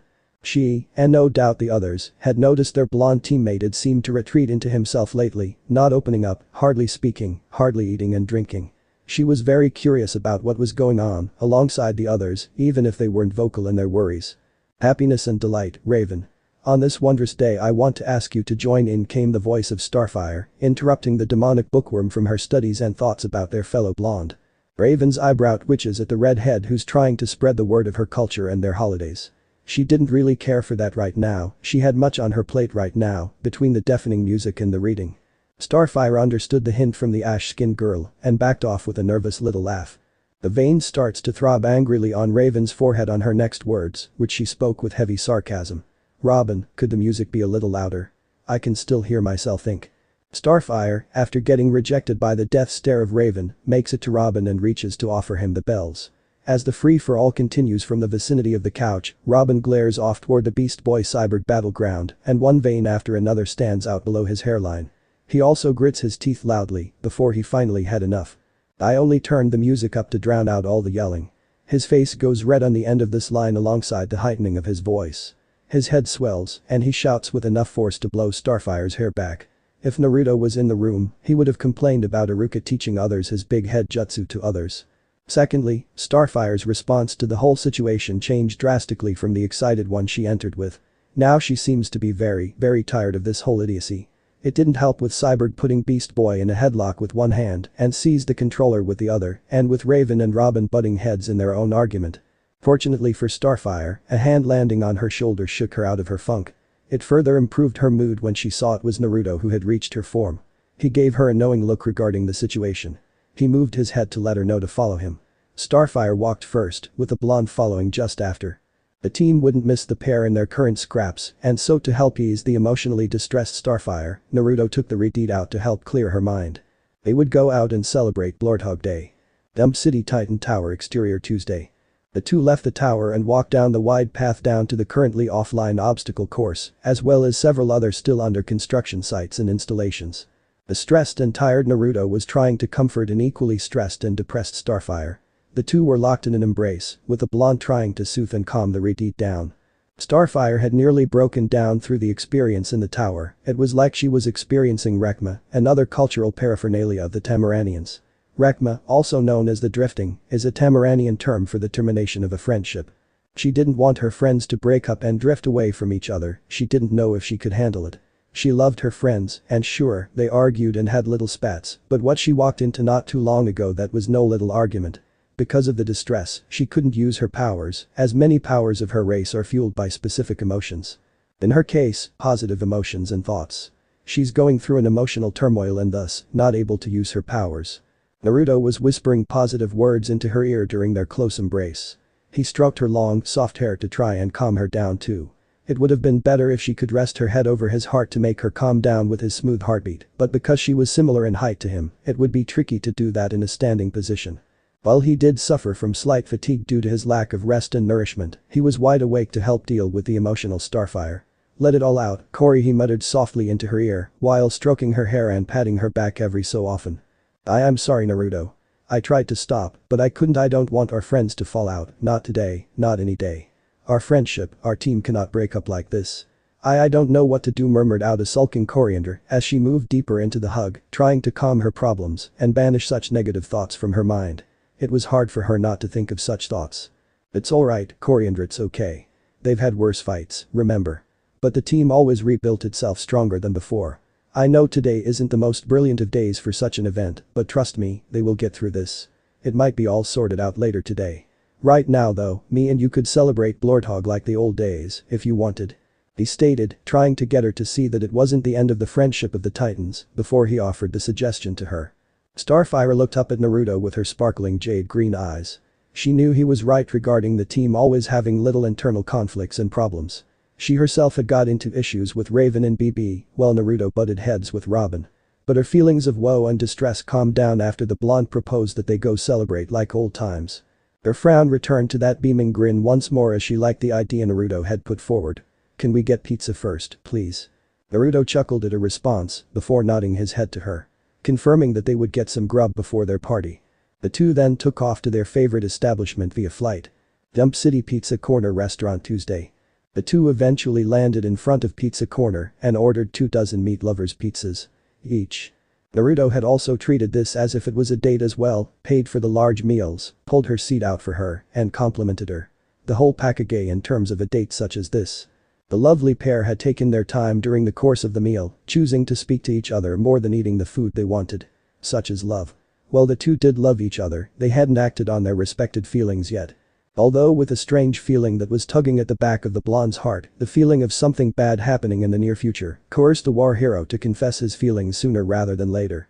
Right now though, they were reminiscing about the past, catching up on things that the two didn't know, their plans for the near and far future, and what had happened during their lack of contact when Naruto lived on Gaia. Starfire had been worried about Naruto over the last few weeks, as he was hardly engaging with the team, hardly eating and living. It was like he had become a zombie, barely functioning as a person anymore and lacking life. He hardly smiled as well, and he was making mistakes during their training and acts to defend the city. She knew the others had noticed, yet they hadn't said anything to the blonde, hoping it would just be a phase. But she was glad Naruto was smiling again. Even if it wasn't as bright as before, she was ecstatic to see a grin on his mug once more. He did explain to her that he was unsure about his near future, and that is what's been affecting him lately. To say the Tamaranian was shocked was an understatement. She wasn't expecting the blonde to be thinking about leaving the team, judging by what he implied in his clarification to her about his problems. Didn't he feel welcome? Had something happened between him and a member of the team to make him consider leaving? Was it Robin's fault? Naruto explained to her that he had felt like this for a while now, but it was partly about him leaving the team, since it was attached to another personal matter that was connected to his future. He then went on to tell her that he had sorted it out now. All he needed was a rest to return to peak form once more. Starfire was pleased to know that Naruto was returning to his old self once more. She could tell he was getting through his tough time quite well, and it showed in his beautiful eyes that the shine was returning to brighten those orbs once more. She explained that her world had been attacked and reduced to a barren landscape by the very people whom she later escaped from. The Gordanians. She knew the blonde was saddened and angered by that. She recalled him telling her, when they were kids, that he wanted to visit the land she came from. Since she never told him about her being an alien, but it translated to him wanting to see her homeworld, which she explained was luscious and full of life like the land of fire was. Now it was like a mixture of the land of wind and the land of earth, from the description that Starfire gave. The two stopped talking for a while eating and gazing into each other's eyes. Cerulean bluer eyes as meeting jade and lime green eyes. They were enjoying each other's company in a content silence. Starfire then recalled a question she had been meaning to ask for some time now. Naruto, how do you think Blackfire is at the moment? Do you think she left Earth to right her wrongs? Starfire pondered, clearly wondering how her dear sister is after the events a while ago now. Since Naruto could sense other people, maybe he could see if her older sister was still on Earth. The blonde raised a brow at her in surprise, but nodded. I could try and see, but I can't guarantee anything, Cory. I might not be able to pick her up, even if she was on Earth. But since I was able to see what her aura was like when she fought me, I might be able to pick her out. He explained to her, getting a nod from her in return, before he closed his eyes to meditate and change into sage mode. The features of said power-up appeared as it became fully active and stable. He was getting noticeably quicker at activating this state of his. After drawing in all the nature energy to transform, he then branched out across the world, using his powerful senses and the energy of the world to focus and spread it out more. By doing this act, his energy was felt by every energy-sensitive person on the planet. After a few moments he felt the energy Blackfire gave off and homed in on it. Jungle Tuesday. Stood in a familiar forest was a panting and battle-damaged Blackfire. After leaving Titan's Tower many weeks ago, she wanted to see what she could do with her life. She went to go see her brother, since she knows where he's hidden, and confessed to him about everything she did wrong and asked for forgiveness. After explaining to her confused brother about what happened to make her change her original destiny of being a lost dark soul, he understood why she wanted to do this and secretly thanked the person who brought his older sister back. After reconciling with Wildfire, she felt a pull on her being to return to Earth, and she did just that to see what tugged on her soul and mind. It wasn't until reaching this jungle on some small island in the middle of one of the many oceans of the blue marble that she found the cause of the pull in question.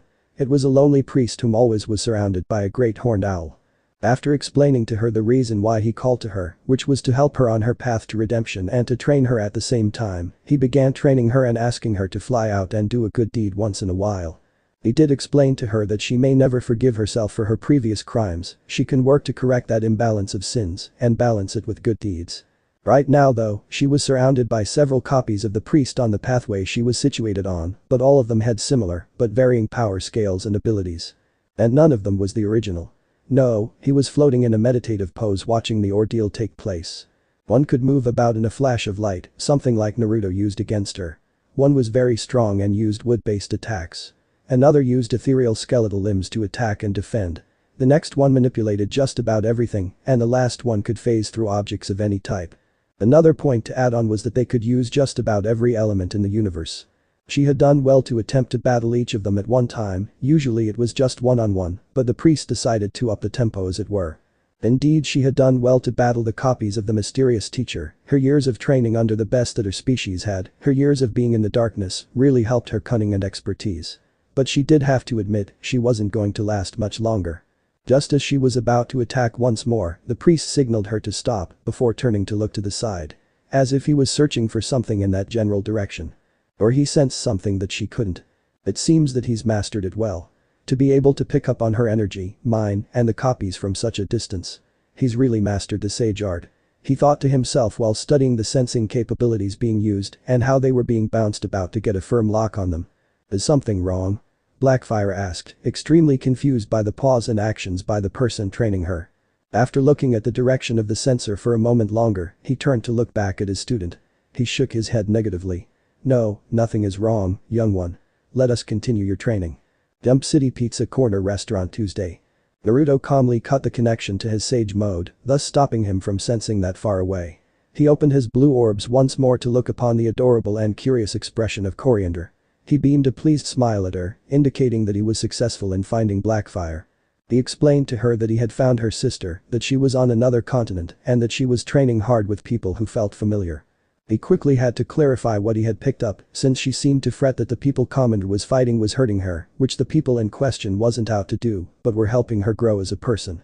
After accepting that answer, the two finished their meals and made their way onto the street. Where the day would get suddenly worse for the unconfirmed couple. Dump City Streets Tuesday. The two had held hands after leaving the establishment. Although the two were nervous about performing that act. It was adorable in a strange way. The two stopped ahead of the pillar that held the outcropping of the pizza place, the same one she tried to destroy in order to free herself. It was also the same place that the two found each other after a few years' absence.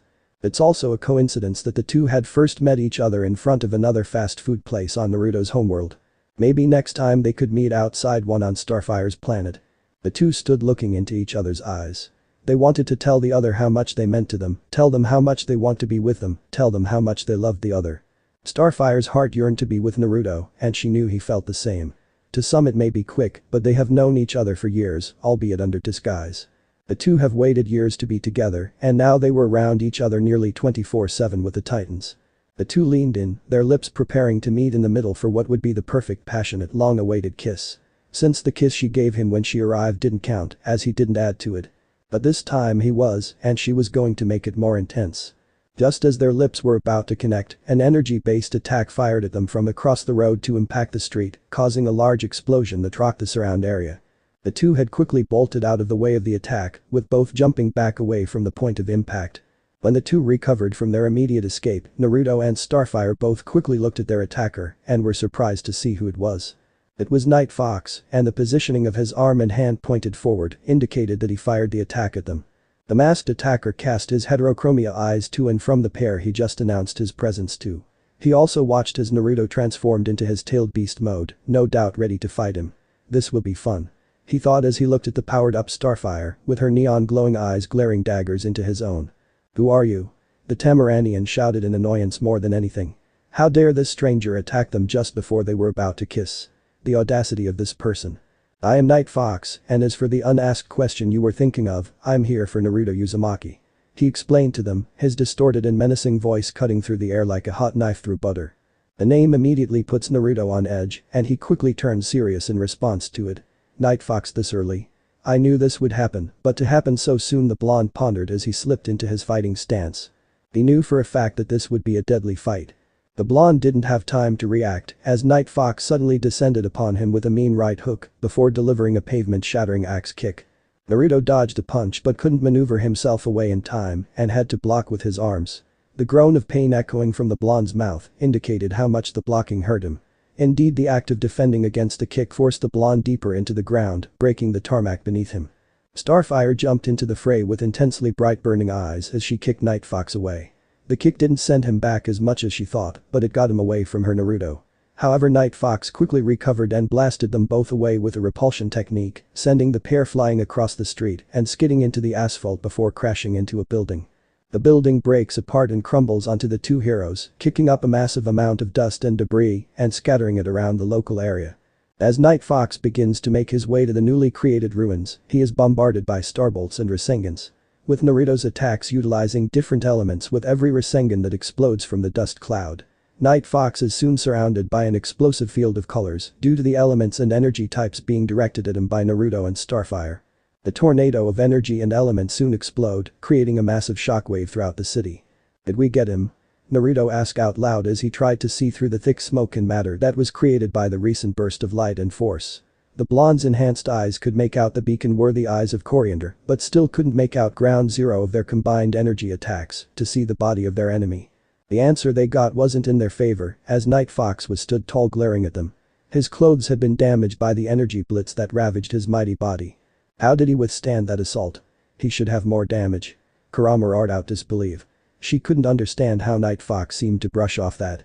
She was worried for Naruto and now believed their chances of winner had dropped drastically. But that line of thought quickly stopped when she realized who she was talking about. She was talking about Naruto, the unpredictable ninja, soon to be unpredictable titan, the war hero. She knew he got out of worse situations. Naruto shook his head, telling Kurama that he didn't know how to answer her roaring question regarding the current situation. He then teleported behind Night Fox and begun attacking him again, delivering heavy-hitting punches to the midsection of the shadowy warrior, who staggers and recoils from the body-destroying blows. Night Fox quickly recovers, spins around, and attempts to defend himself from the expert patterns of his target. Naruto was trained well in regards to close-quarter combat, and it served him well. But Night Fox was no ordinary fighter, and he quickly turned the tables on the blonde war hero. The two kept their fracas in full swing, both bobbing, weaving, or blocking the strikes of the other. The dance was deadly, and even if one were to come out of this alive, it would be Pyrrhic victory. Although Naruto kept throwing surprising curveballs in the fight, it wouldn't last forever. Starfire continued to watch from afar, seeing the combat between the two veterans of combat, and was in awe of Naruto's fighting abilities and ingenuity. But she knew that the ninja couldn't keep up the pace in his side of the brawl. She had to join, and she knew what to do. The secret weapon Naruto had taught her, although it took a lot of figuring out with their slightly different anatomy and energy. Even though it was untested in battle and was only a prototype to see if it could even work with the race differences, it worked in the tests they conducted. Her eyes glowed more and her hair flared up, and at the same time a blue aura formed around her. 8 gates. Gate of life, open. She shouted as she opened up the energy gate located on the spinal cord. The increased blood flow could be felt through the veins of Starfire as her skin turned slightly red in the wake of the power-up. She had no idea what powers or abilities this would even give her due to her different energy usage. She could use this power-up due to the fact their race also had these power gates in their body, like Naruto's people do, that limit the overall flow of their ultraviolet radiation power, which is absorbed from a planet star through a Tamaranian skin. They normally can then manifest that energy to attack others within the form of starbolts, starspheres, starbeams, and starblasts. But due to their warlike nature, they could have many more abilities. Naruto had told her the risks of using this power from the personal experiences of people called Might Guy and Rock Lee. While it is an incredible power-up even to likes of the most powerful ninja of Gaia, its dangers and risks outweigh full usage of this technique. The blonde had been taught about it by the two main users of this skill and could even open up all but the 8th gate, the Gate of Death. Releasing the final gate uses up all of the body's energy while making the heart pump at maximum power. Exceeding the power of every other gate, the user is temporarily granted approximately 100 times their normal power, far beyond that of the 5 Kage and even nearly all the tailed beasts. Unfortunately, the side effect of opening this gate is that it comes at the expense of the user's life, causing the user to crumble to ash after their chakra runs out, having virtually cooked themselves from the inside out. This is unlike opening the other gates, which simply injure or damage the body. However, since her body was naturally much more resilient than those of the people of Gaia, she would last longer. Starfire, using her massive boost in power and speed, appeared into the fight and took the fight straight to Night Fox. Her sudden appearance caught him off guard as she slugged him viciously across the face, nearly breaking the mask and skull of Night Fox as he thundered across the road due to the punch from Coriander. Night Fox continued to roll, bounce, and skid harshly across the floor before he crashed into a building. Naruto at this moment turned to address the powered-up Starfire, whom looked at him with uneased but sad facial features. "I'm sorry, Naruto. I couldn't watch you getting beaten like that. I know I agreed to not use this form yet, but I couldn't," she started to explain to him until he interrupted her. We can talk about this later, Corey. Right now we need to deal with this and I need to get changed. He told her with a serious look before ending at a look of wonderment. As if he was contemplating something. To get changed? What do you mean? The clueless Startfire questioned as she didn't understand what he was implying. She was shocked to see him return to his base form. What are you doing? Are you ready, Kurama? Naruto questioned his dear friend as he reached to tap into his most powerful state. 6 Paths Age Mode. It has been some time since you last used this, Naruto. But I'm ready. The demonic fox replied to him with a knowing tone. A tone that basically said you should have used this more. I know, Kurama. He mentally told her with a sigh. He hadn't used this form since the battle with Sasuke. His eyes faded from their stunning blue to show the hallmark of 6 Paths Age Mode. His eyes are yellow, his pupils are a cross of vertical fox slits with horizontal toed slats, and there is no pigmentation around his eyes that would otherwise signify standard Sage Mode. His body then flashed into a new but similar form to what Startfire had seen before. But she did note that there were some very noticeable differences. Like before, his entire body is coated in yellowy golden flickering flames. His hair has spiked up even more than before, with the bangs over his forehead still pulled back to mimic horns, while the bangs that framed his face spiked up and moved to the sides to mimic fox ears once again. His outfit and clothing had changed somewhat from the other forms she saw. A sort of circular design is featured prominently over his stomach with half rings around it, the whisker-like markings on his face had become thicker, and 10 Magatama markings are present on or around his collar. His clothing under the Haori had turned completely black, giving the appearance that he's wearing a bodysuit beneath the yellow coat. His Haori's high collar has gotten higher, and the bottom has become broken and seems to mimic fire. The Magatama patterns on his outfit are still black, with the Magatama that was on his chest remaining gold like his tailed beast mode, and he has bolder black patterns on various parts of his body. He has golden patterns on his stomach and chest as well. The same old white circle is still visible in his right palm, but is brighter. He also has 10 truth-seeking balls hovering behind him. After taking a breath to calm his body down from the extreme power-up, he looked over to the shocked Startfire. He really needed to get used to this form again, it was straining his body to use this form. No doubt Kurama could keep him in check, but he still needed to use this transformation more often. Night Fox had since climbed from the rubble of the building he crashed into and looked upon his target. So he's using that form. This should be fun. He thought with mirth as he positioned his left arm out straight with his hand open. He then began to charge an attack to fire at them. One that brought back memories buried deep within Naruto. Night Fox created a dark purple Rasengan-like orb of chakra, surrounded by a series of white rings of chakra that orbit the main sphere. The Great Spiraling Ring. He then fired it at them with intense speed, causing Naruto and Startfire jump to the sides to narrowly avoid the attack, which then soars out to sea and into the horizon. Where it created a massive explosion that could be felt throughout Jump City.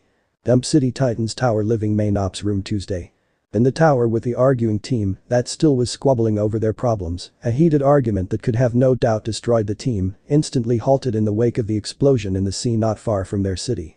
Dudes, what was that? Beast Boy asked, while still under the grip of an equally puzzled Cyborg. It was a chakra explosion, and a large one at that. Raven told them, easily recognizing what energy it was, but the signature was just confusing.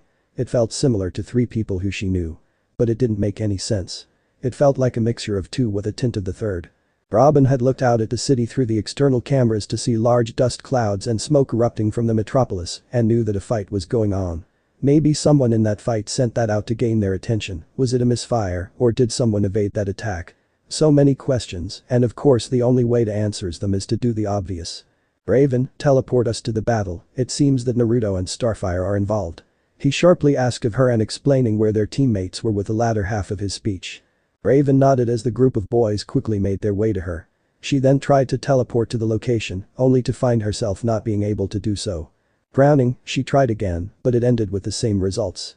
It was as if someone was blocking her from using her powers to get to that location. I can't teleport us in there. Someone has got a barrier up that's stopping chakra users from moving in and out of the battle zone. It is also disrupting my ability to move us near the site. Robin scowled at the problem at hand, knowing that their teammates were in serious trouble.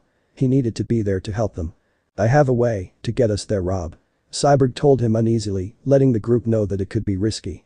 Raven raised a surprised brow at him alongside Robin. Do tell, Sai. Robin replied. I have been working on a method of teleporting, using the advanced technologies from the Gordanian ship we used to construct the tower, but also advances in technologies on Earth. It's still a prototype though, and I'm not sure it'll work for more than one person. but since this is an emergency. He explains while tapping a console on his left arm as it turns into its cannon form. The team looked at him in surprise. Cyborg had tinkered so much with the alien technology and advanced technologies of both Earth and the Gordanians to the point where he could teleport freely. It would increase their odds against enemies if it does work in a similar way to Naruto's, but with how Cyborg worded it, it seemed to act like Ravens when she teleports the group. "Dude, that's awesome," shouted the hyper and excited Beast Boy to his best friend, who seemed to stumble at the shout in his ear. Robin also twitched his eye in pain, with Raven muttering something. "Let's go, team," Robin said with a smile as he got ready to fight the second he appeared at the battleground to aid his friends.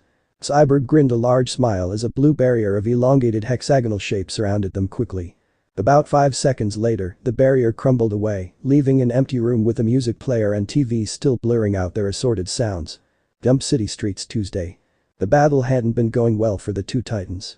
Night Fox was a much better taijutsu artist than both Naruto and Startfire, and both were in their heightened states of power. Both heroes had worked together well to last this long, but even they couldn't keep taking the hits that their enemy was dishing out. For Naruto it was the equivalent of getting punched by a tailed beast. While they had landed heavy-hitting blows on Night Fox, he clearly had a higher tolerance to pain, had much higher endurance and stamina than both of them, and had more fuel in the tank as it were. Starfire couldn't fight for much longer due to the amount of damage she withstood, and with that on top of her utilizing the 8 gates, she knew she would get some time off for this. Her muscles were in agony due to the strain of this prolonged fight. She thought it would have been over by now. But she persevered, she kept in the fight. She wasn't allowing her Naruto to carry the fight all by himself. Although looking at him in his wounded state wasn't easing her thoughts regarding their situation. Naruto's left arm was damaged to the point he had problems moving it. The attire on that arm also was tattered, allowing people to see his headband around his left arm with its metal plate and the Konoha symbol cut into the metal. However, it now had a deep gash running across it, making it seem like he had turned rogue against his nation. Like Starfire, he also had marks all over his body, both bloody and non-bloody. Naruto swore under his breath as he looked at their enemy and his cosmetic damage. Night Fox's attire was damaged as well, and similar to the way that Naruto's own outfit had been damaged. The entire left arm was revealed to the world as a mechanical arm, far more advanced and sleek in comparison to Cyborg's. It was also made of a tougher material as both their attacks did nothing to dent it. His mask was the same as it featured little to no marks on it. The jutsu, ninjutsu, genjutsu, and bukijutsu. None of the mixed skills of combat was very effective against Night Fox. He was faster, stronger, and tougher than the pair of them at their strongest. This person also had far more experience than they did. "And now you will fall, Naruto Uzumaki Namikaze," Night Fox declared boldly as he focused his eyes on his target, the soon-to-be victim. Both titans also took note with how he was standing, he was paying attention to his surroundings in case of a sudden attack. Suddenly, in a black flash, Night Fox appears to the side of a surprised Naruto. He then quickly punches the side of the blonde's temple, sending the war hero to tumble roughly across the floor and into the building. Although Naruto doesn't go through the brick this time. He just slams against it harshly, sending him back to his base form and laying down unconscious. He was down for the count. Night Fox turned to deal with the distraught and shocked Starfire until he was blasted in the back by blue and red energy bolts. He looked over his shoulder to see the Titan standing in front of the knocked out Naruto. Cyborg seemed to have been the one whom fired at him, if his sonic cannon aimed at him was an indication to that. The red beam also seemed to have originated from the machine-enhanced man. Robin had his staff out ready to deal with this powerful enemy that seemed to have put Naruto down. He wasn't taking any chances. Beast Boy was ready to do battle in his standard form, but would quickly change into a fast-hitting animal to aid his comrades. Raven looked angry, her powers were grabbing objects around her to sling at Night Fox. The team was willing to defend the fallen member with everything they had. Night Fox couldn't stay any longer, he had to leave. So with one last look at the team with a distant look of remembrance as if he was trying to remember, he vanished with a black flash. Leaving the street filled with only the Titans. Upon checking Naruto's body, they found a weak pulse and got him and the damaged Starfire to Titans Tower's sickbay. Dump City Titans Tower sickbay Thursday. It had been over a week since the fight in the city against Night Fox, and it had been a tense and troubling week for the majority of the team. Naruto was in a coma due to the blow he received to the side of his head. Not only that, but Raven had tried to talk to the blonde by going into his mindscape to wake him, only to not find him at all. She found Kurama, and the tailed beast had told her that something else had happened in that fight. Apparently when Night Fox's fist connected to Naruto's temple in that last hit, the two joined minds. Whatever happened in that event though is beyond her, as she was shut out and couldn't break in. Raven informed the Titans about what she discovered. Luckily Night Fox wasn't able to access Naruto's mind as Kurama and the blonde scrambled any attempt. Even though Night Fox didn't make any attempt to look through Naruto's mind and memories. The team had been working tirelessly to improve their abilities, techniques, and arsenals. If Naruto and Startfire, two of their fastest and stronger members were taken down like that, with the former in a coma, then this person was not to be underestimated again. They were all trying to upgrade themselves somehow. Cyborg was finding new ways to update and augment his body with incredible technologies, Robin was looking at design ideas for weapons and an update to his outfit with better defensive and offensive abilities, Beast Boy was seeing if he could transform parts of his body on top of looking at new creatures to mimic. And Raven was practicing to see if she could recreate her White Raven state, which meant dealing with her rage and darkness. Startfire, well, she hadn't left Naruto's side since he was placed in the medical bay of the tower. Which is where she is now. It's a large room with a single door, a large window, walls filled with different sized screens showing various charts and diagrams. The pale room with brightly lit and contained 2 main beds and 4 emergency beds that could fold out of the wall. The beds themselves also seemed comfy unlike normal hospitals. There was also various equipment you'd usually see in a hospital around the beds, with support machines connected to Naruto to make sure he was okay. Well, as okay as he could be. His heart rate and beat was relaxed but strong. Mental activities were also shown on a chart and they were rising. But Naruto just wasn't waking up. Startfire had stayed with him as much as she could, she blamed herself for his current state. If she had reacted quicker, then the blonde wouldn't be in a coma right now. She could have done something to stop Night Fox from striking Naruto, now she was here by his bedside, holding his hand as he remains in a sleep he might not wake up from. Startfire looked a mess. While she had freshened up numerous times, her messy hair and exhausted eyes showed the suffering she's been going through regarding the whole situation. She kept a soft but strong grip on his right hand as she tried to stay awake. In case he woke up, she wanted to greet him and beg for forgiveness for her not acting in time to potentially save his life. The other members of the team had visited the war hero and the Tamaranian princess. Although they don't know she's a princess yet. The team expressed their worry for her and assured her that Naruto would wake up. As Coriander was about to rest her drowsy head on Naruto's stomach to sleep, the opening of the door caught her attention. Her jade eyes landed onto who entered the room, and it was the Dark Titan of the group. Raven. Raven strolled to the left side of Naruto's bed, taking in the tired disposition of Startfire, before gazing at the monitors and screens on the wall behind the bed their male teammate was laying on. She quickly gathered that Naruto's condition was improving and might wake up soon, but she also gathered that Startfire was about to fall asleep on the blonde. In truth, Raven was also here to sit and watch over Naruto, but since Startfire was already camping here, it would be difficult to sit and watch over the male chakra user. Startfire smiled at Raven and greeted her, Raven returned the greeting with her own and explained that she had come down to see how they were doing. Since Cyborg was out getting supplies for his upgrades, something that Robin was also doing. Beast Boy on the other hand was sleeping, since he had overexerted himself with his training. Raven had been picking up Starfire's gloomy emotions and knew that she was still drowning herself in guilt over Naruto's comatose state. Because of her lack of happy emotions, the team was really down 2 members since Startfire wasn't generating many happy emotions, meaning her powers were minimal at best. Just as Raven was about to leave to let Startfire sleep, the Tamaranian spoke out to her. "Don't leave, you can stay, Raven." Coriander spoke out softly and tiredly, indicating she was indeed knackered and needed sleep. But even then, she wanted to talk to Raven. Raven looked back at Startfire for a moment to register what she said before she nodded and returned to the bedside. She pulled up a chair like the alien female had done and sat down. It was a strange experience seeing the two like this. Startfire was usually a very bubbly person, always smiling and bringing sunshine to just about every room she steps in. In the case of Naruto, it was how he slept. She had seen him sleeping every so often when he fell asleep on the couch in the ops room. He looked strong and ready to jump into any situation that was thrown at him there and then. Now Startfire looked a mess, she was hardly smiling, and the happy, hyper energy she generated was missing. Replaced by the guilt and depression of failing to help someone close to her. And Naruto? He looked so helpless right now, so weak and fragile. Heck, Raven even wondered if it was even him every time she sees him like this. It was putting a dent in the team's morale. "I know you love him, Raven." Startfire opened up with as she kept looking at Naruto. Interrupting the purple-haired girl from her reverie. Raven quickly shot her head to look at Startfire in shock, nearly giving herself whiplash in the process. Why did her female teammate think that? Was it really that obvious to her? The hooded titan decided that it would be best to come clean with it and not beat around the bush. "I will admit, I tried to suppress the feelings I had for him. I can see why you feel in love with him. He is a caring person and he always puts others first before him. He always speaks his mind like I do and doesn't hide what he's feeling.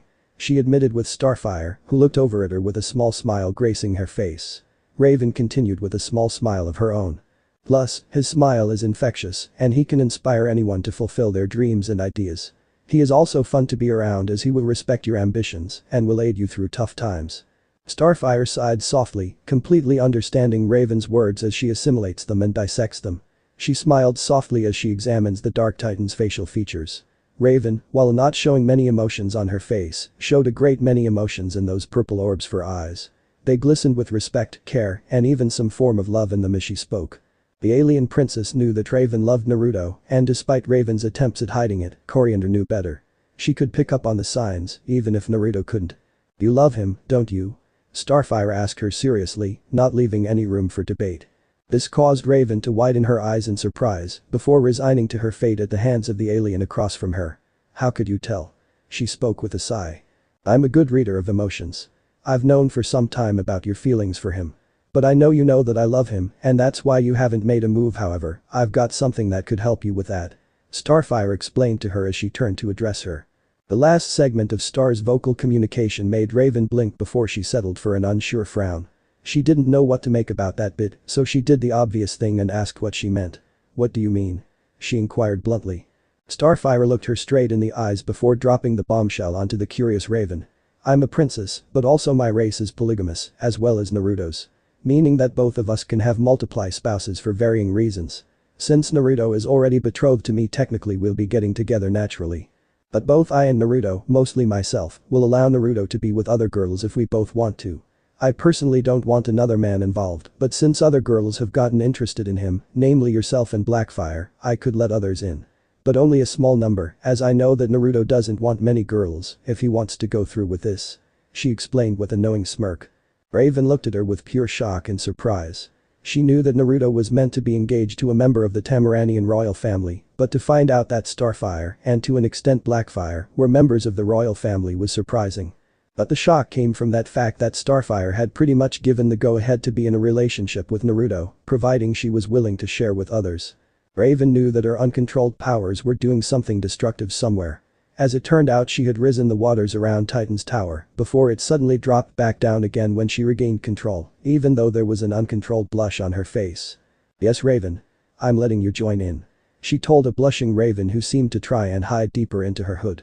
Startfire then cast her eyes to the comatose Naruto, her facial features becoming sad once more. Now to tell him when he wakes up. I could wait forever for him, I don't care how long I have to wait.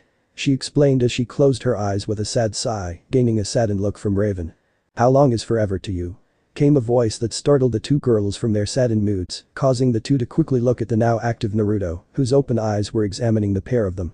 He was taking in their forms and quickly saw the disordered appearance of Startfire, easily knowing she had a tough time dealing with his absence. Naruto. The two girls shouted in surprise before they both embraced him. Naruto jolted in amazement at the pair of them hugging him like this. He was really only expecting Startfire to do this, but Raven. That was something else.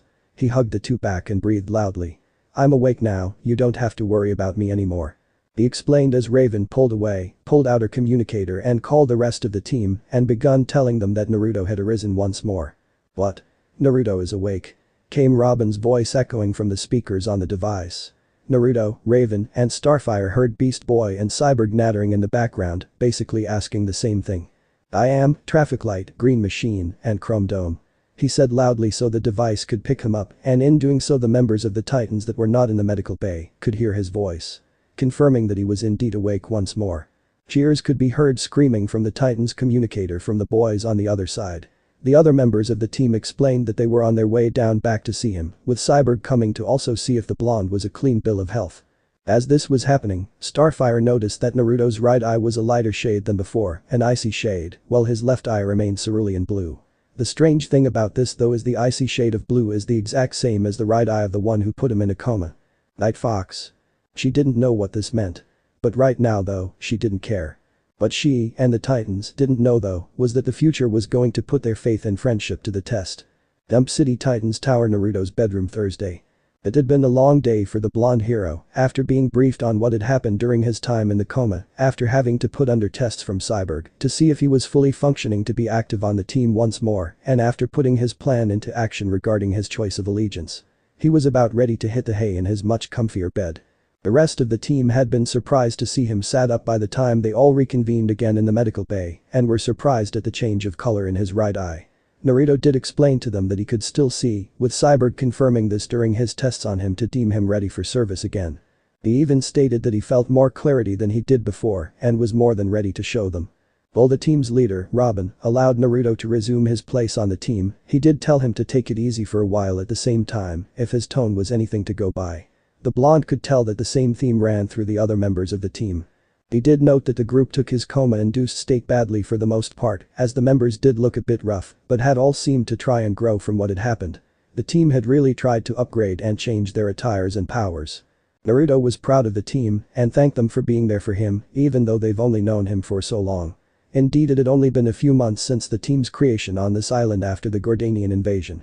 The team wasn't letting Naruto go if they had anything to say about it, he was family to them.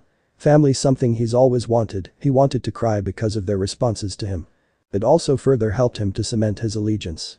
After several agonizingly long tests to deem him fit and compliments to the team for their changes and seeing him as family, he got changed into his fixed gear and went out to the mayor's place and left the slashed hidden leaf headband on the desk after burning Jiraiya's information about the Titans.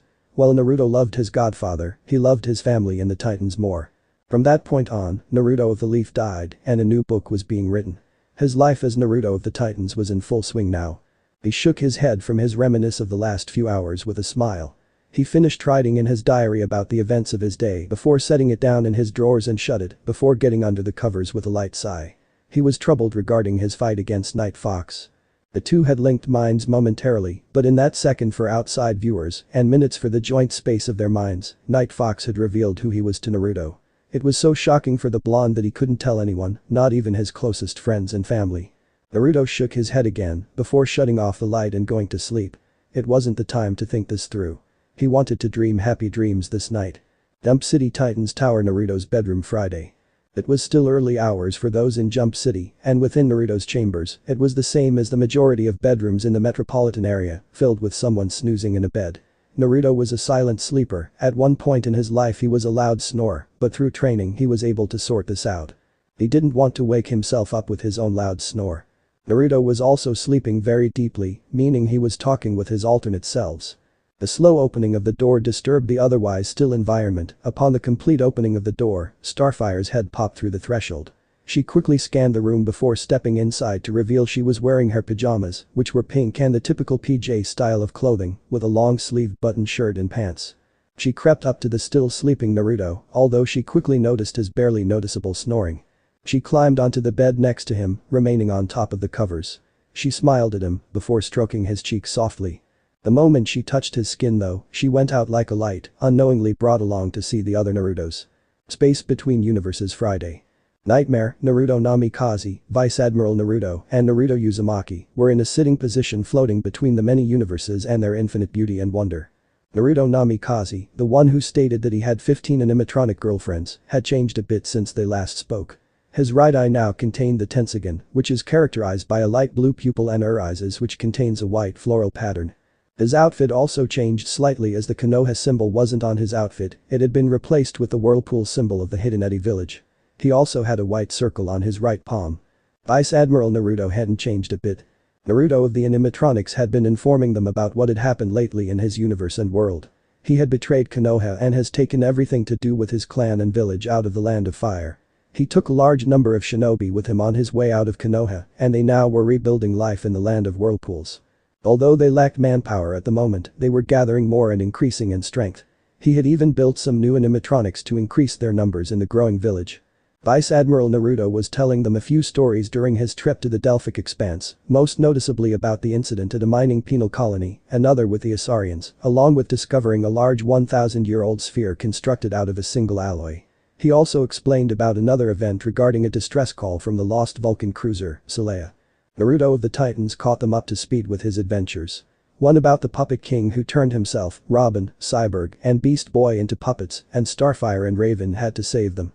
He explained to them about Red X who suddenly appeared and appeared to be working for Slade. Only to find out it was Robin, who used it to figuring out what he is up to by gaining microchips for Slade's newest plan.